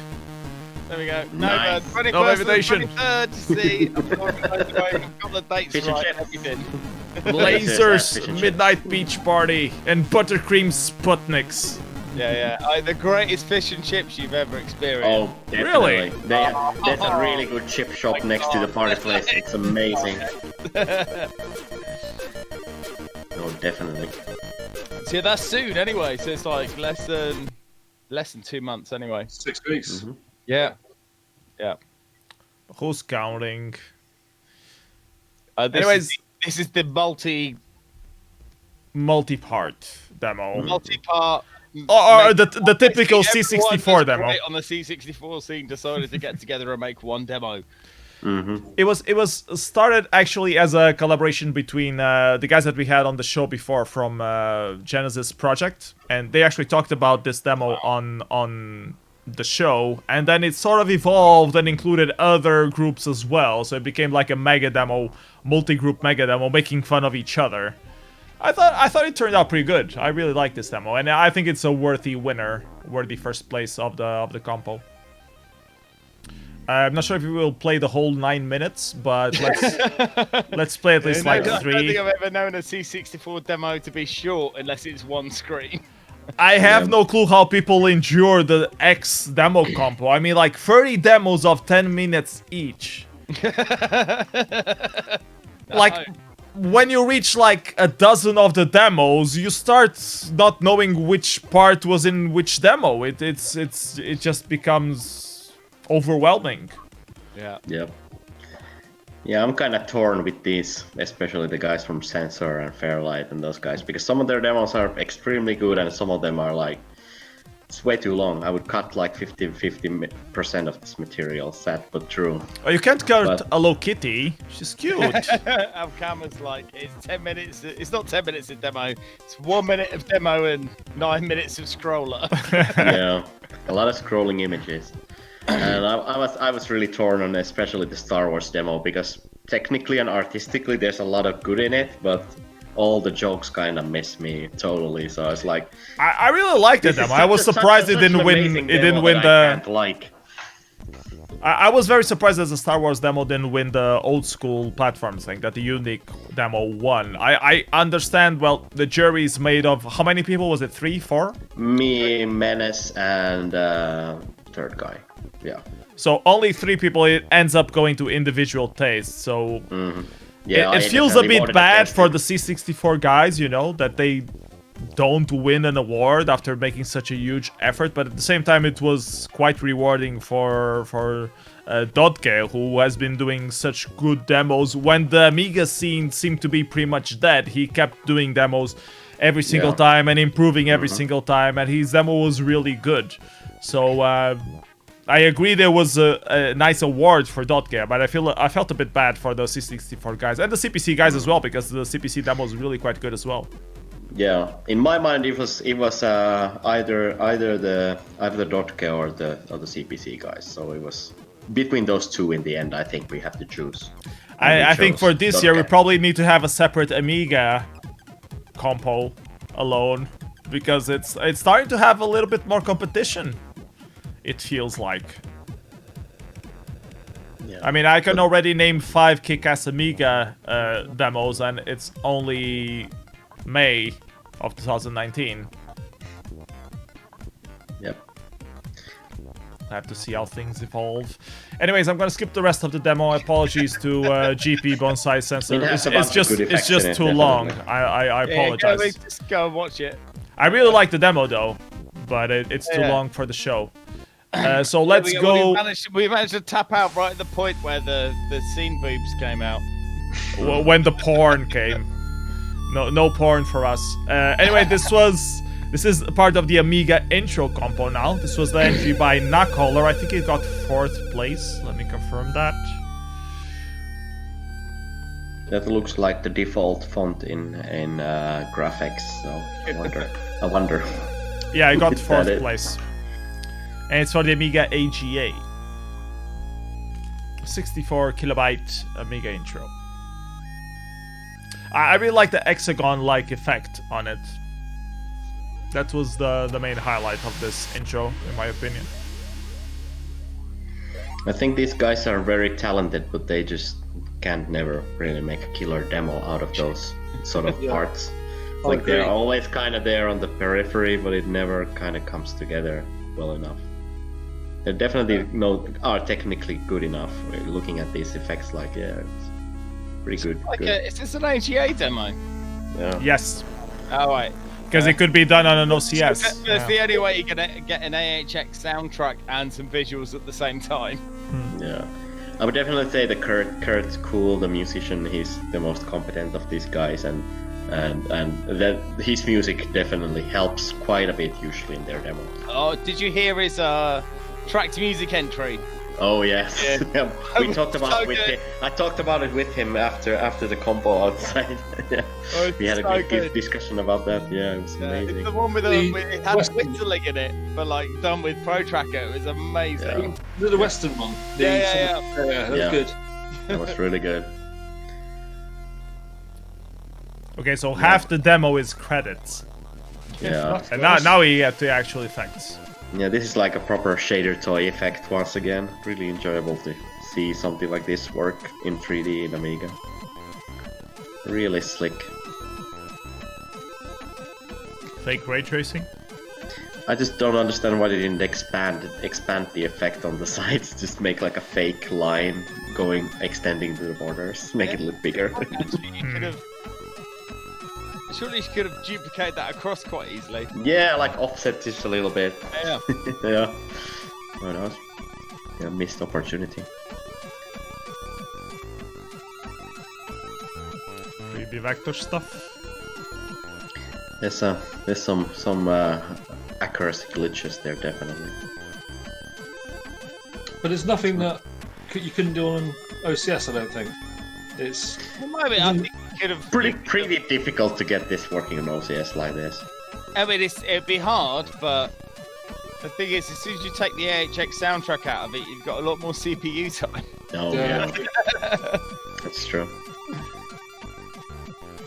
This is always a lot of people seem to put the revision logo in their demos. I think that's probably the most used party logo 3D object there is. I can't think of anything else that has had the same like approval level of everybody's or constantly making this mesh and putting it into their demos. yeah, we forgot this year. It is a very nice looking mesh. It's kind of abstract, like kind of gears inside gears. It's a really enjoyable looking geometry. We were trying to think of a way to put in the hall because we used the eWork hall last year in the fall in the greetings, and that worked really well. I mean, that got such a good reaction. But I don't think there was any way we could get it in this year. There was just sort of nowhere in the demo that it would fit. This scene was the one that I actually enjoyed from this intro. Oh yeah, this is a good effect. Like I always like weird-looking pixel systems like this. It's a very interesting, strange projection. It works. I'm sad they didn't use it more in this production because it's definitely the best effect. Yep. Moving on, we have Ham's entry from Software Failure, Electromagnesis. Very Or inspired by in Tenor my Tribe, I would Spanglish, say. Electromagnesis. Hello, revision. Nice to be here again. We are from Spain. Ham makes some really good demos, man. Like, well, it's 64Ks as well. I mean, It's time to release another 64 kilobyte intro called Electromagnesis. This reminds me of like 98 DOS demos quite heavily. This color palette here right now. Ham definitely has a style of his own, and he's been slightly changing it through the years. But you notice that for the last 10 years, the style is pretty much Ham. You can tell the style immediately when you watch the demos, and the intros all seem very similar. Like they're not very memorable or distinguishable from one another. I liked Ham's intros better when they had the little animals in them, like the spiders and the ants. Those were a bit more memorable to me, personally. But this is pretty good. I mean, it's a solid intro. Yeah. And it's nice that he still does stuff on Amiga, like, for every single party that he goes. He always does stuff for Elskull, he always does stuff for Revision. It has a very nice, like, vector graphics appeal to it. I really like the way this looks. Is this Aga, by the way? yeah. Yeah. Yes, if this was on 500, this would be a mind blower. And now everyone wants to do stuff for the colours. ECS again. But yeah, this is Aga.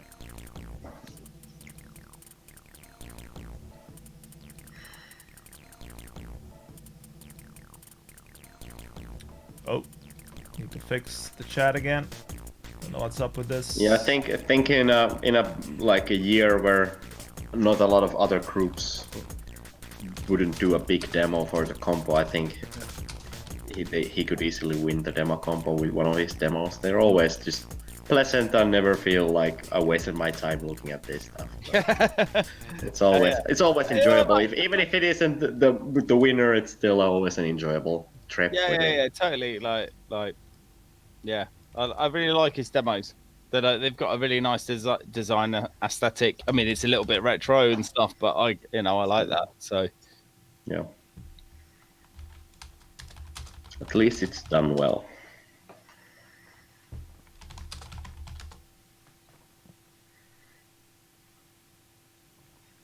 Oh, I've never seen this loading screen before. Is this new? This might be the one I missed in the combo. This is the second place, I think it is. Yeah, Yeah. this is nice. A500. It's really nice. It's lovely. Yeah, lots of good graphics and some pretty good. Proper old school style as well. Yeah. Old school design. This will be my first time seeing it, so it's gonna be interesting. It's the melon effect. Oh yeah. Strong graphic effects. Yeah, it's just clearly the melon aesthetic, like the pastel background. the Very clean look. 90s Amiga, definitely. Oh, nice. This looks nice. Oh, that's slick. It's one of the. I just set up a WinUAE set up on my PC downstairs in the living room. That's locked to 50 hertz, and piled it with a load of ADFs, so you can just like watch Amiga demos, and like it full screen at like locked frame rate. And this is one of the ones that I added this week. Nice. Yeah, but that was definitely the upside of having the FPGA as well, is I can lock it to 60 or 50 hertz. Get a nice smooth scroller. Yeah, this- totally melon This inspired. is classic melon, yeah. Oh, can't go wrong with that. Dragon Ball. If somebody had this effect in like 94, they would have been the winners. Yeah. So many colors. Artstate makes a really good point there. This is another demo that's used a pre-tracker, which is a new tracker by Pink from Abyss. Oh, yeah. Which Yeah. is it's like it's kind of like a chip tracker on steroids, and takes a bit of pre-rendering time to generate samples and stuff. But you can get some really nice sounds out of it. But Is yeah, it he released it like at revision or around revision anyway. Is it based out of AHX? I believe it's like the next It's version kind of of AHX. it's similar, but it's not the same. No. It's more Demoscene compatible, I would say. Yes. What This does is- that mean, this is Demoscene amazing. compatible? Temporary Everything is microphone here. Demoscene compatible. Come on. Player is quick, but the sample generation is slow. Ah, okay. So Hoffman, will you show us what it can do at some point? Maybe at some point. I'm too busy like trying to build my own bloody sim. Oh yeah. Of course. Okay, I These think are I'm gonna some- skip the rest. Very nice grids there. Or not. Maybe not. I don't remember if the rest is a scroller or not. No, there's like an end part with an image and Okay. I guess we'll watch the rest then. but it's amazing as well, like all these effects that you've got and the music and all of the logos as well, like all the graphics that you've got in 64K is pretty impressive. Yeah. Yeah, this has got a lot of effects that I've seen in other 500 demos, which is like done better, larger resolution, better frame rate. This has all of that kind of stuff in there. We are sorry, but this is not yet the end. Oh, very nice graphics. This picture is amazing. I really love the shading on that. This looks Yeah. great. This looks. I always like that kind of weird caricature, photorealistic style on the 500. That's always what sort of attracted to me the 500 in the first place. Okay, now I think we can skip it, but really good intro. I really enjoyed it. And then we have the first place intro, which was Goon Royale by Spaceballs. Yes. Or, as we say it in Portugal, fucking Spaceballs. I really love Slummy's work. It's always so on point. And the soundtrack, I think it's by Luguber on this one. It's really good. Yeah. Really enjoyed this intro. I think it was a worthy winner of the first place. Yeah, the color and the sync and the design and the everything is just, it's really on point. But then it always is with Slummy and Luguber. Yeah. So. Definitely the dessert winner, but the next one is my favorite of the compo still. So it's always kind of. I can definitely understand why this one, though.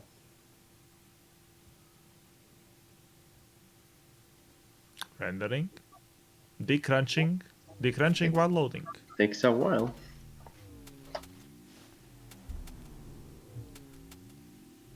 I'm not sure he did this render or this capture, but they they did not do that right.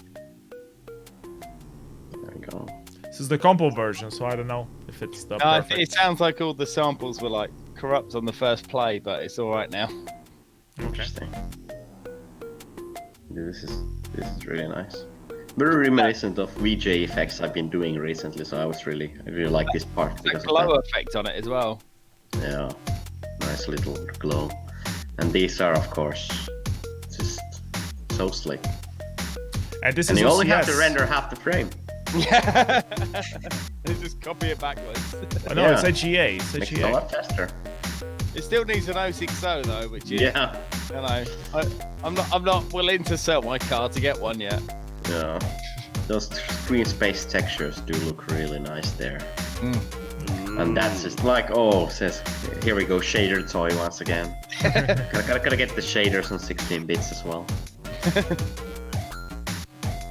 I love This how he is- starts this is- simple this and then is he complexifies the texture that he can have that.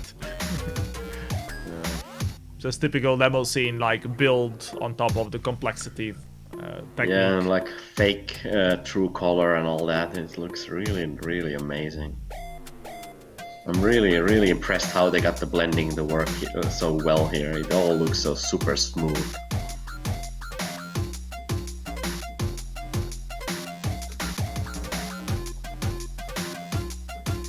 Yeah, it's very rare that demos like this work where it's basically just that one object, but they just go all the way with playing with the material instead, and man, does it work well. Yeah. Have some voxels on it. Yeah, this is like, it's a really interesting idea. Basically, just take the same starting frame and then iterate on that, and it just works. It's time for some skull action. Oh yeah, always get Yeah. some skull. Yeah, they always need to put that in. Yeah, and in 64K as well. Yep.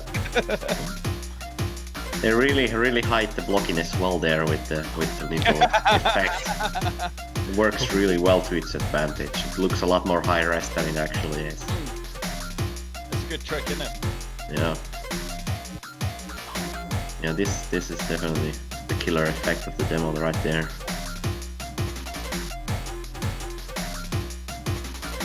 We are Spaceballs, you are not. Yeah. Good one. Definitely.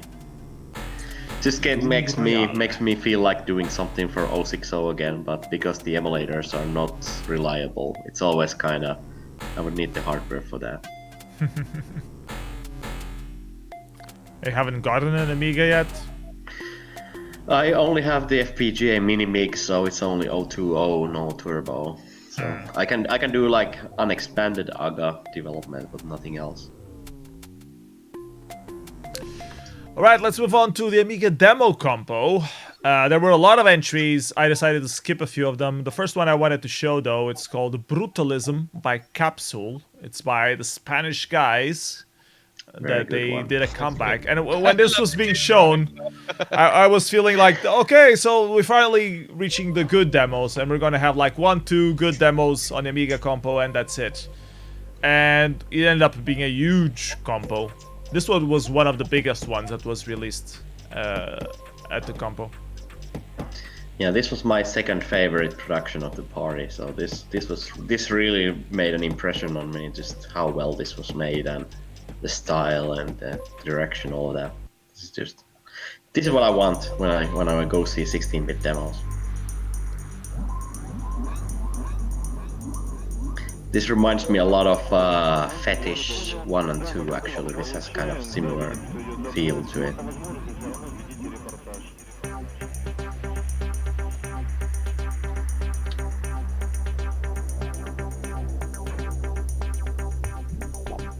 It's almost like looking at PC demo. It's so high res, it doesn't look like Amiga.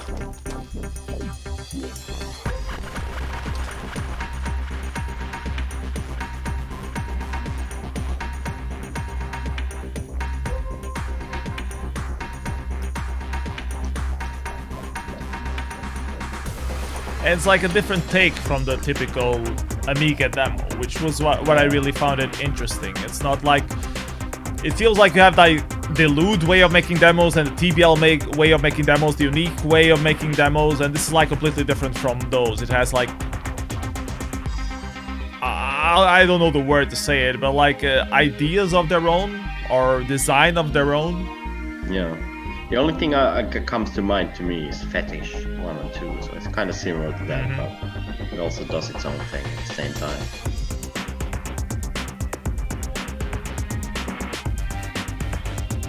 I'm always a fan of kind of ugly rendering like that. That effect there is the perfect example of what I mean by ugly. It's just, it's not the right colors, but somehow it works.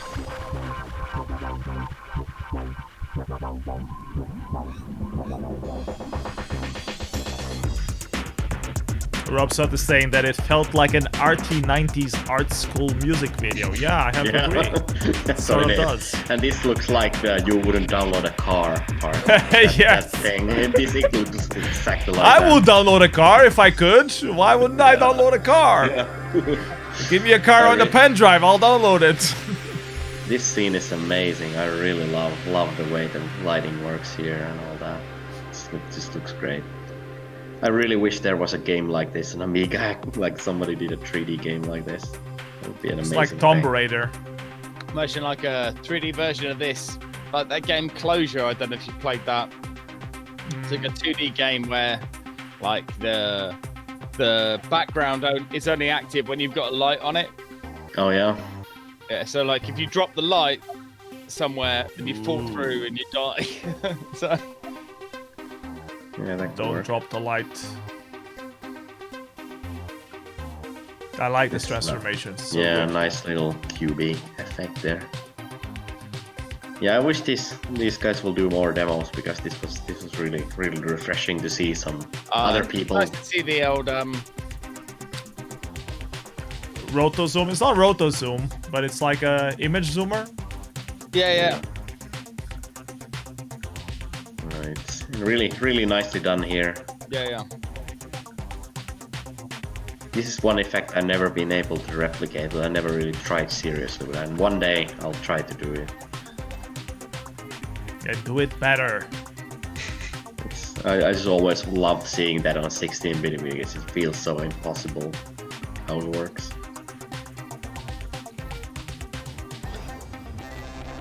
So how high did this one place? This one I think was like 6th. Let me confirm. Oh, Yeah, damn. 6th place. Yeah. That's some harsh competition. Like this definitely would have been a winner at some other party. For me, the Amiga demo compo was really the highlight of Revision. Yeah. For me, it was sure. like I when this demo was playing, I was thinking like it's this one, the unique demo, and then TBL said that they were going to release something. That should be pretty much it. But I wasn't expecting all of the demos to be so good as they were. And Howjob was also making a demo, so I always was also looking forward to that. I bumped into No Name. Actually, I think it must have been about 7 o'clock in the morning on Sunday. And he was by the fire. I was like, oh, hello, you still up? It's like, yeah, we just finished our demo. At 7 a.m. on Sunday. Damn. I'm going to skip the rest of the demo because it's just scroller. I really like the end text there where it's like just throwing shade at anybody who's not doing demos on Amiga, just talking about making them. They're really bitter in that end scroller there.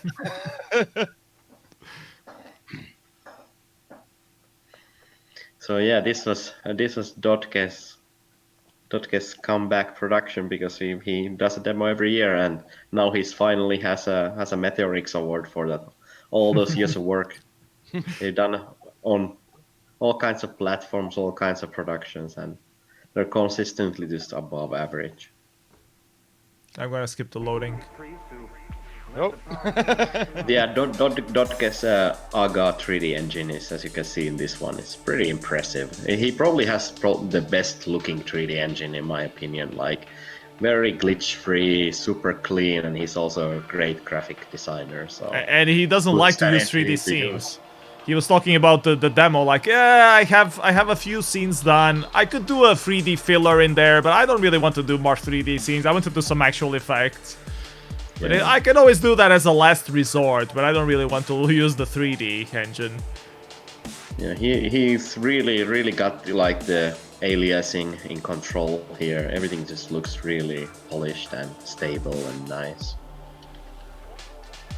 It reminds me a lot of the Matt current Game Boy demos, actually. Oh yeah, and unlike Black Lotus, they're not streaming 3D data in or any of that, so it's all like effects in these demos. Very good, nice stuff. Yeah, the Grudgev brothers definitely deserve a win. At least, well, they both didn't win, but at least one of them won. So finally, then we were looking forward to that quite some time.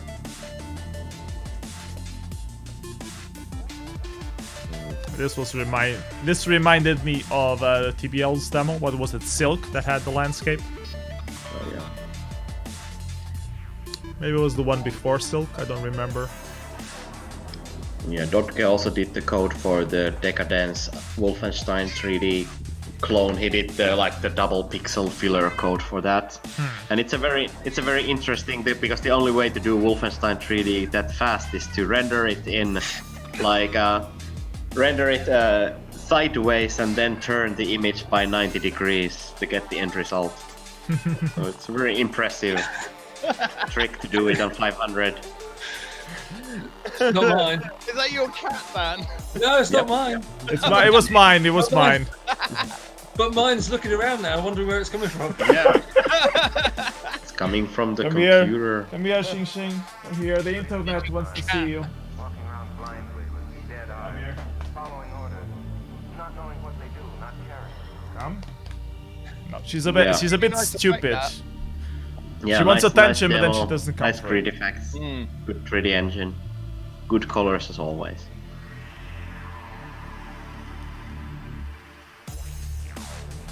Definitely the last year's demo was miles above this, and that's why they won the best old school demo. This looks more higher resolution than it's supposed to be, because we know Amiga as being like pixelated kind of stuff, but this looks so smooth. Like It's some good color balancing in there, isn't there? Yeah, I think he's very good at balancing aliasing in general. It just looks very stable and like doesn't jump around any of the pixels too much. Dodka. we have butterflies. Oh, Butterflies in the temple. That was the second instance of butterflies, wasn't it? Or was it the third? I can't remember. ASD had a demo with butterflies at some point. There we go, yeah. We have butterflies in ours as well. But the scene reminded me of Tribes of Pulse, actually. Like the whole inside the temple with the light coming through the middle thing. Yeah. As a 4K or an 8K with butterflies in as well. A very old one, yeah, I remember that. It was one of the first 4Ks that I saw. And it didn't have sound, it was just the fucking butterflies. They were like blue or something. I remember that. Anyways, credit scene, let's move on to the next one. And this one is, as Hoffman says, a banger. Oh, yeah. Fucking sick soundtrack. And when it finally drops, it's like insane. And I particularly like the sync in the beginning when the music dropped. The sync was really on point. And it started to flutter around a little bit, but it was still okay. But it didn't convince me as badly as when it originally dropped. Yeah, I'm really gracious to these guys for releasing the intro and demo framework they designed. So basically you can code your 03 or 060 demo on Qt5 first on PC, and then they have the same library for AGA as well. So then you can just cross-compile when you're happy with your effects. So it's probably the easiest and the best way to compile stuff and prototype graphics for Amiga at this point. Yeah. Booster said he's been playing with it. Booster from Design, he said it's really good. It's very good. It's the way it should be done, and it's very flexible. You can have custom screen modes and all of that. So it's you can make whatever you need with that framework, basically. It's a muffler soundtrack as well. Yeah. Oh yeah. Whenever he comes back, it's always very Muffler has quite a few vinyls and stuff out there. He's like full-on music producer DJs. Drum and bass artist. But he still comes back to the demo scene to do stuff for outro. Yeah, he's huge. He's absolutely huge. Like loads of drum and bass DJs and stuff I know in England know who Muffler is. You know? He's a big name, man. But Yeah. like, that's what I like about someone like him is that he will just, nip back into the demo scene, right attitude, and then pop off again. Yeah, there's some people Sick. that really love the demo scene, even though they're professional composers like Virt, who's done music for Shovel Knight and a bunch of games.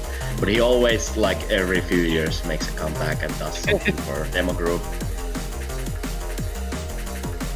Man, this looks so nice. I really love this 3D graphics in this. And the cuts. Space This looks very PC stuff. That's one of the best looking space cut effects ever done, to be honest. Just the colors and that just looks It's so really nice. amazing. Yeah, it looks like a gemstone or something like that. Yeah.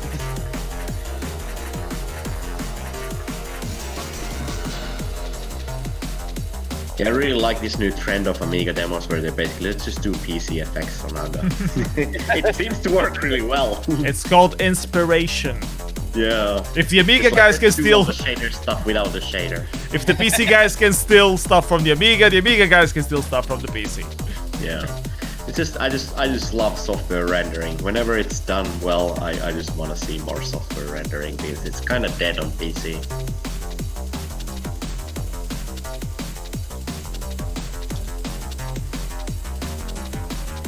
Yeah, I guess Revision is now the premier Amiga event. It kind of has become that over the past 5 years. That's now the main event of the Amiga scene.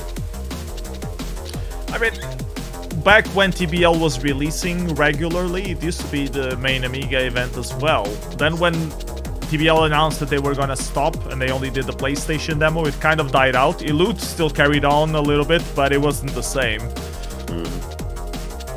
So now But it's I think after this year,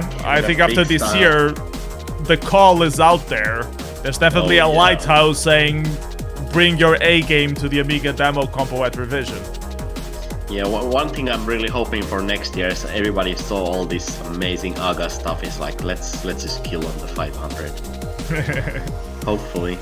Are you doing that on the AGA? Oh, I can do it on the 500. That's easy. This definitely good to see more stuff from Howjob now that they have the good new demo tool. Yeah, it takes a lot of work to Nice image as well there. till.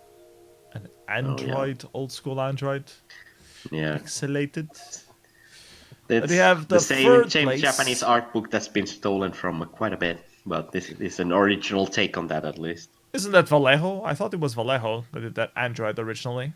Yeah, he did a few of those as well. Oh, this is good. Good loader part shows the percentage. I like these. If you can know how much you're gonna wait, it's always better. Yeah. So this is the third place. It's called Knarkzilla. Yeah, Knarkzilla by Ephidrema and Loonies and Kvasingen. So Norwegian demo conspiracy coming at you. I must admit, but when I first made my first demo or intro, the thing I was most proudest of was having a progress bar at the start for the pre-roll. It is. When I built it, I was like, "Oh, I feel like I'm complete now." The demo is done. Definitely. I have a solid demo I framework have a now. Progress bar, yes. That's my cat again. Come here. I'm here. Come on. Oh, she's a drama queen. Very good soundtrack. Really love this one. Oh yeah. Frequent. I don't think it's Frequent. I think Frequent only did the outro sound. I know that it's not Frequent. I don't know who it is. I think it's the guy from Kvasingen. Funnily, No, he did the mastering for it. It's not Luguber either. It's another guy. I don't remember his nickname right now. funnily enough, those effects are pretty similar to the Spectrum 4K. Like, it's basically the same effect, just done nicer. This is just amazing. The 3D geometry on this Godzilla is just fucking Flavamri, that's who the musician so is. really nice normal map there as well. Just looks very professional and polished. And some high quality 3D asset work right there.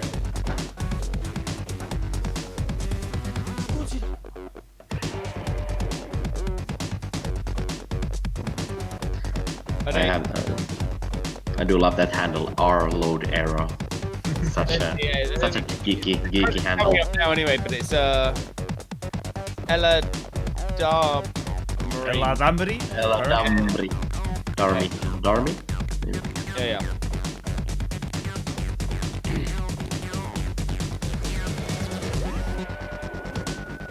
This all the effects in this is very shader toy. Comes to Amiga once again, but the these are good. Just like one after the other, great frame rate.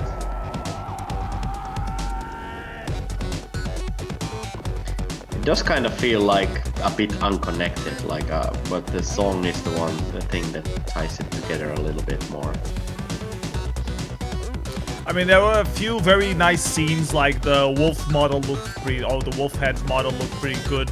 A few other effects, but mostly it's the music that really drives this, in my opinion. Yeah.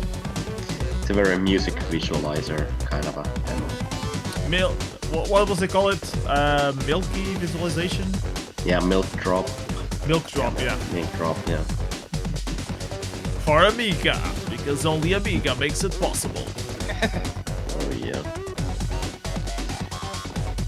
That effect reminded me of Electronics by Trapers. Oh yeah. That's a very nice looking pump map. And the music is also a little bit acidish. Yeah.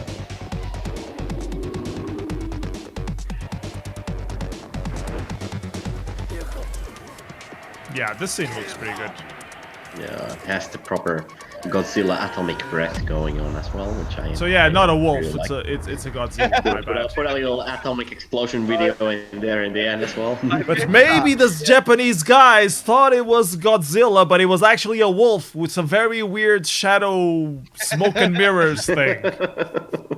I'll take it. It's a very, very strange but nice demo. Anyways, The Profundis by the Deadliners, Lemon, and Oxygen. So how the hell did you get Leonard to cooperate with you guys then? He did the sort of track loader for the last demo. He'd done this track loading system. I guess Soundy had sort of got him roped in. And then he decided he wanted to do a bit of Amiga stuff as well. He wanted to do some effects. He'd always wanted to do a Glenn's Vector and sort of use some of his Atari ST techniques. The traditional Atari stuff on the Amiga. So what you've got, I mean, coming up, the Glenn's Vectors, it's overscan, full screen overscan. No one's done that before on the Amiga. Wow. You cannot fill even 2-bit planes at overscan and clear them with the blitter. It just. Because Leonard is known pretty much from breaking the limits on the Atari. He has multiple records on different effects there. So. Yeah. And now he wants to break them all on the Amiga. As well. Nice. What can you tell us about the concept of the demo? I heard it was mostly made by Made.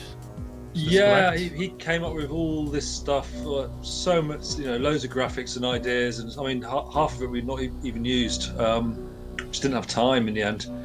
We didn't even have time really to sort of glue the demo together in the way we wanted. But yeah, he came up with the idea and he just bombarded us with graphics. We tried to sort of use stuff where we could and as well as we could.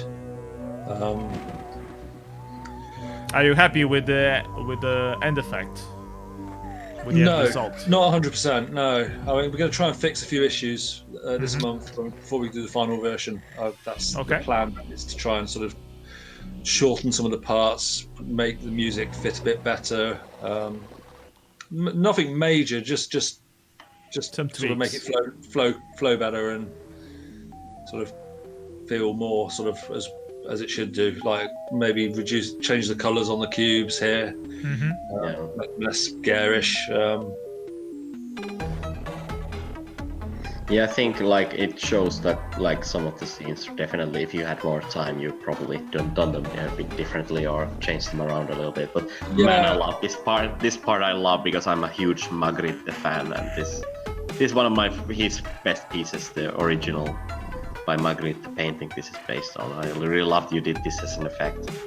I love this where the cube smashes into the screen. And here we have the melon background I was talking about. That's the melon background. There in the center, that's the melon background. And it's a very clever way of doing it differently. I really love the way you did it. I love the way the cube's still like into the glass though. It's so good. Yeah, really nice.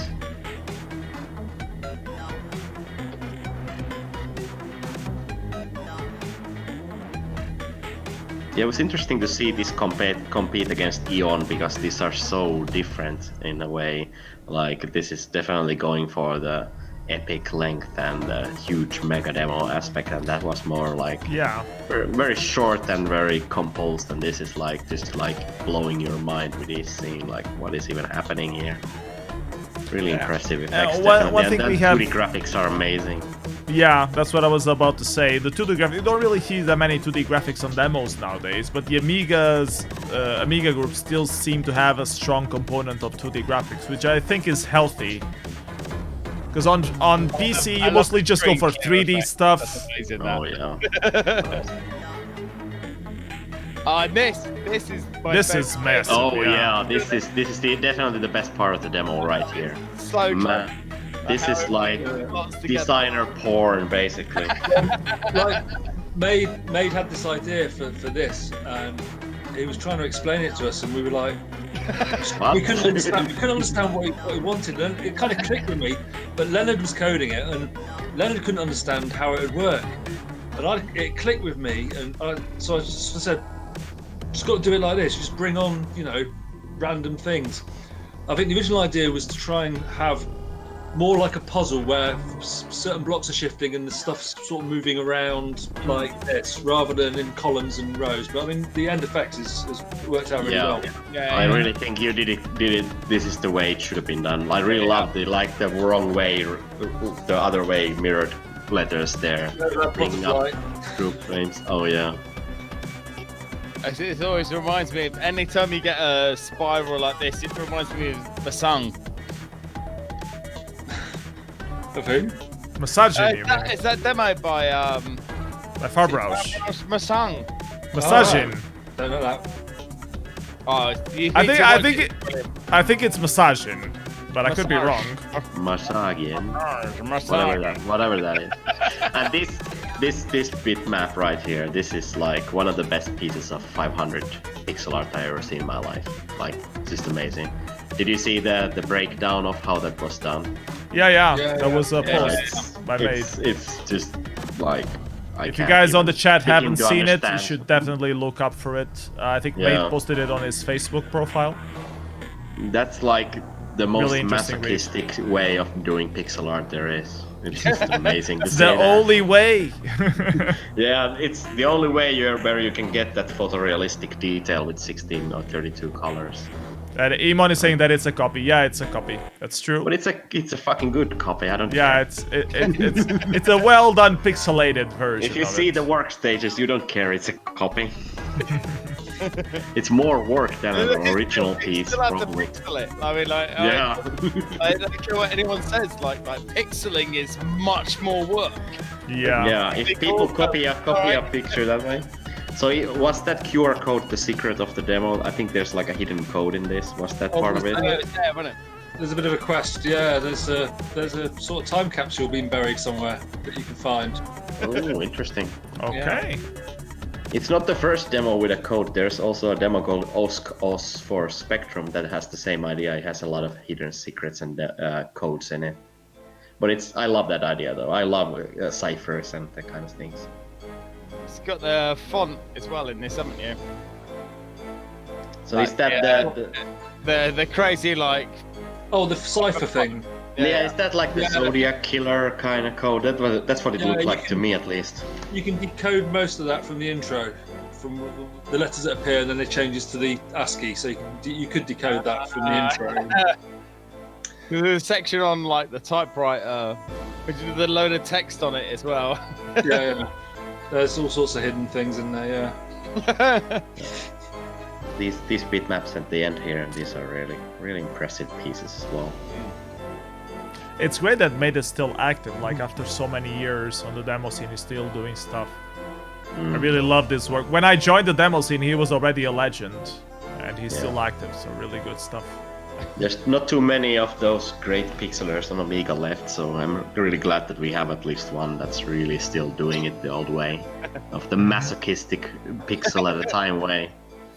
Maid and Prowler are just like... Yeah. And Facet's moved on to the 64 now. He's doing loads of Yeah, I guess.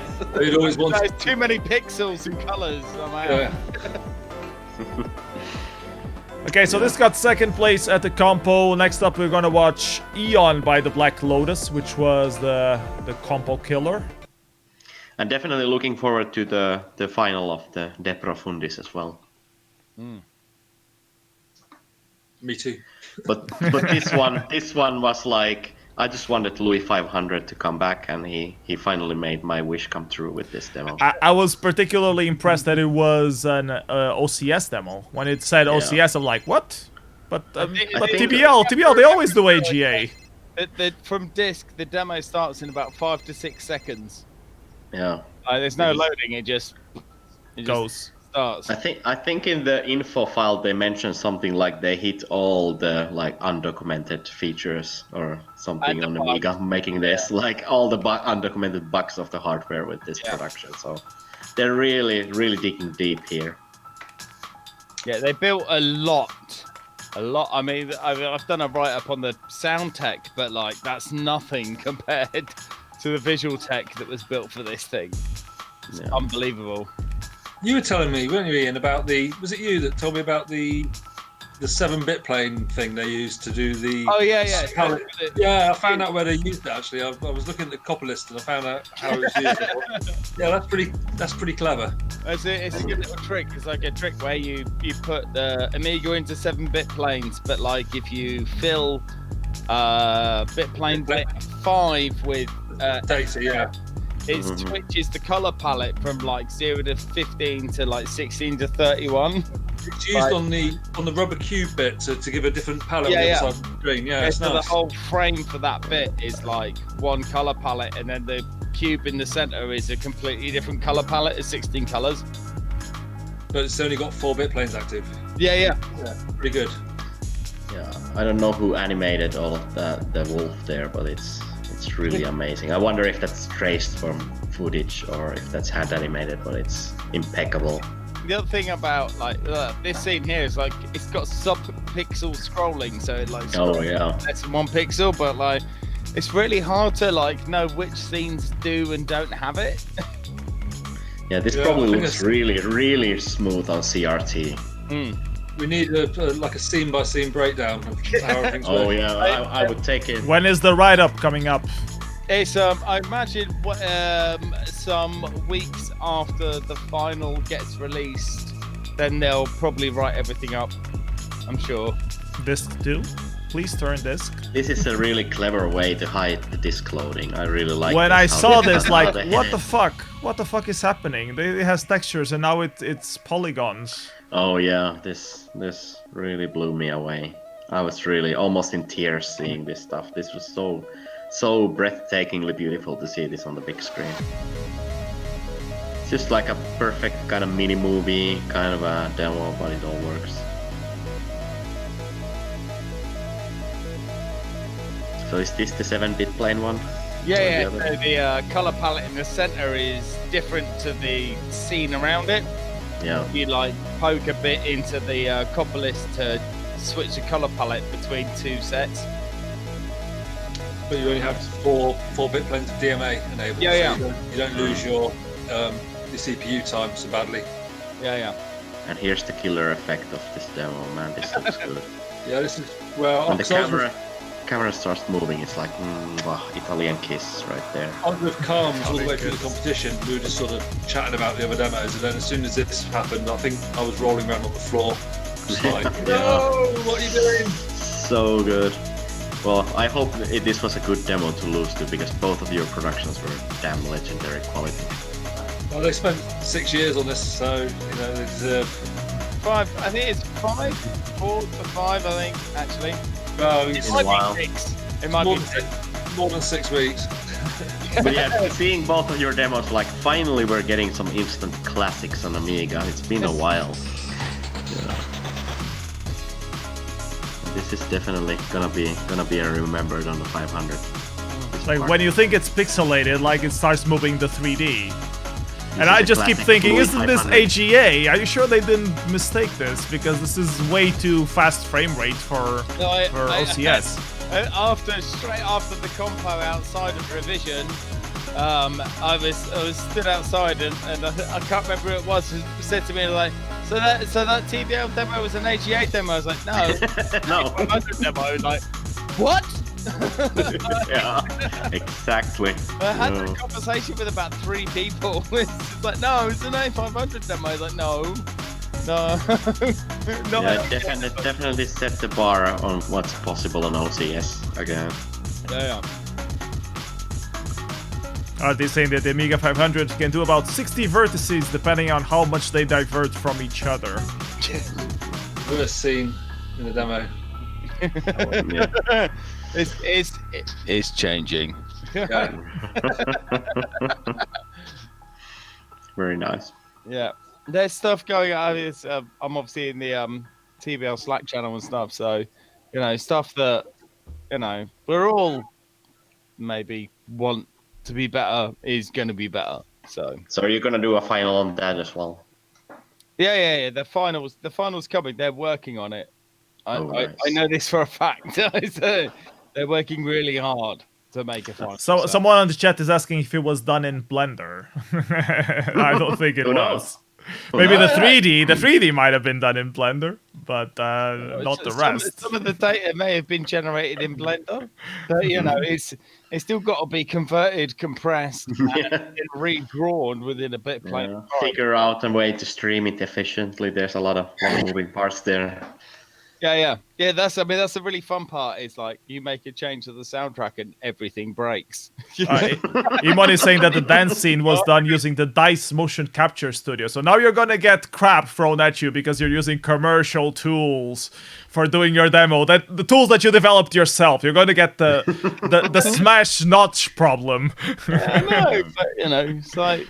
Nah, who gives a shit about that? I'm not bothered about. I mean, the process to get something to where it goes. Yeah, just make a good demo. Fuck whatever you use. Like if the end result is nice, then who cares?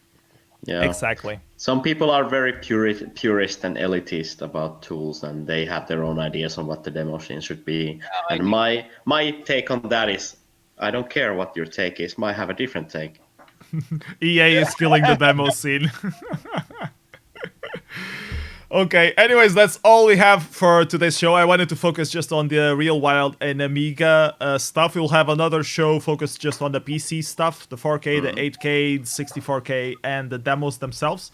So thank you everybody for joining us. Our 3 guests today, Offman, Dan, and Visy. Thank you so much for joining today. Of course. Also, thanks to all the 53 viewers that were live. I think it's the highest number we had so far. Oh, nice. Mr. Demoscene Theater. So thank you everybody for showing up. No Porosian, no executable graphics this time. I might show it next time. I think they are so short, I might as well just show them. Might be hard to have it on YouTube though. Yeah, do that. Yeah. Let's see how that works really out. Nice one by Tropical Trevor. Yeah, there were quite a few. The compo. There was a few decent entries on the executable graphics compo. So definitely that. Last shout out to the supporters on my Patreon. Garfield, Geoff Thornbone, Paul Jean Popkit, Tel Topo, Fulcrum, Paul Falcão, Get It Westendorf, Trickster, Evil, Gaspod, Branch, and VC. VC, you're my latest you're Patreon welcome. supporter. So thank you for your patronage. What time did you go through the wild compo? It was one of the first ones. So if you're watching the YouTube video back, it's one of the first ones. You need to skip like half an hour because we did a very long pre-show. So be aware of that. Let's see if there's anyone streaming shader stuff. If YX is on, we could raid her.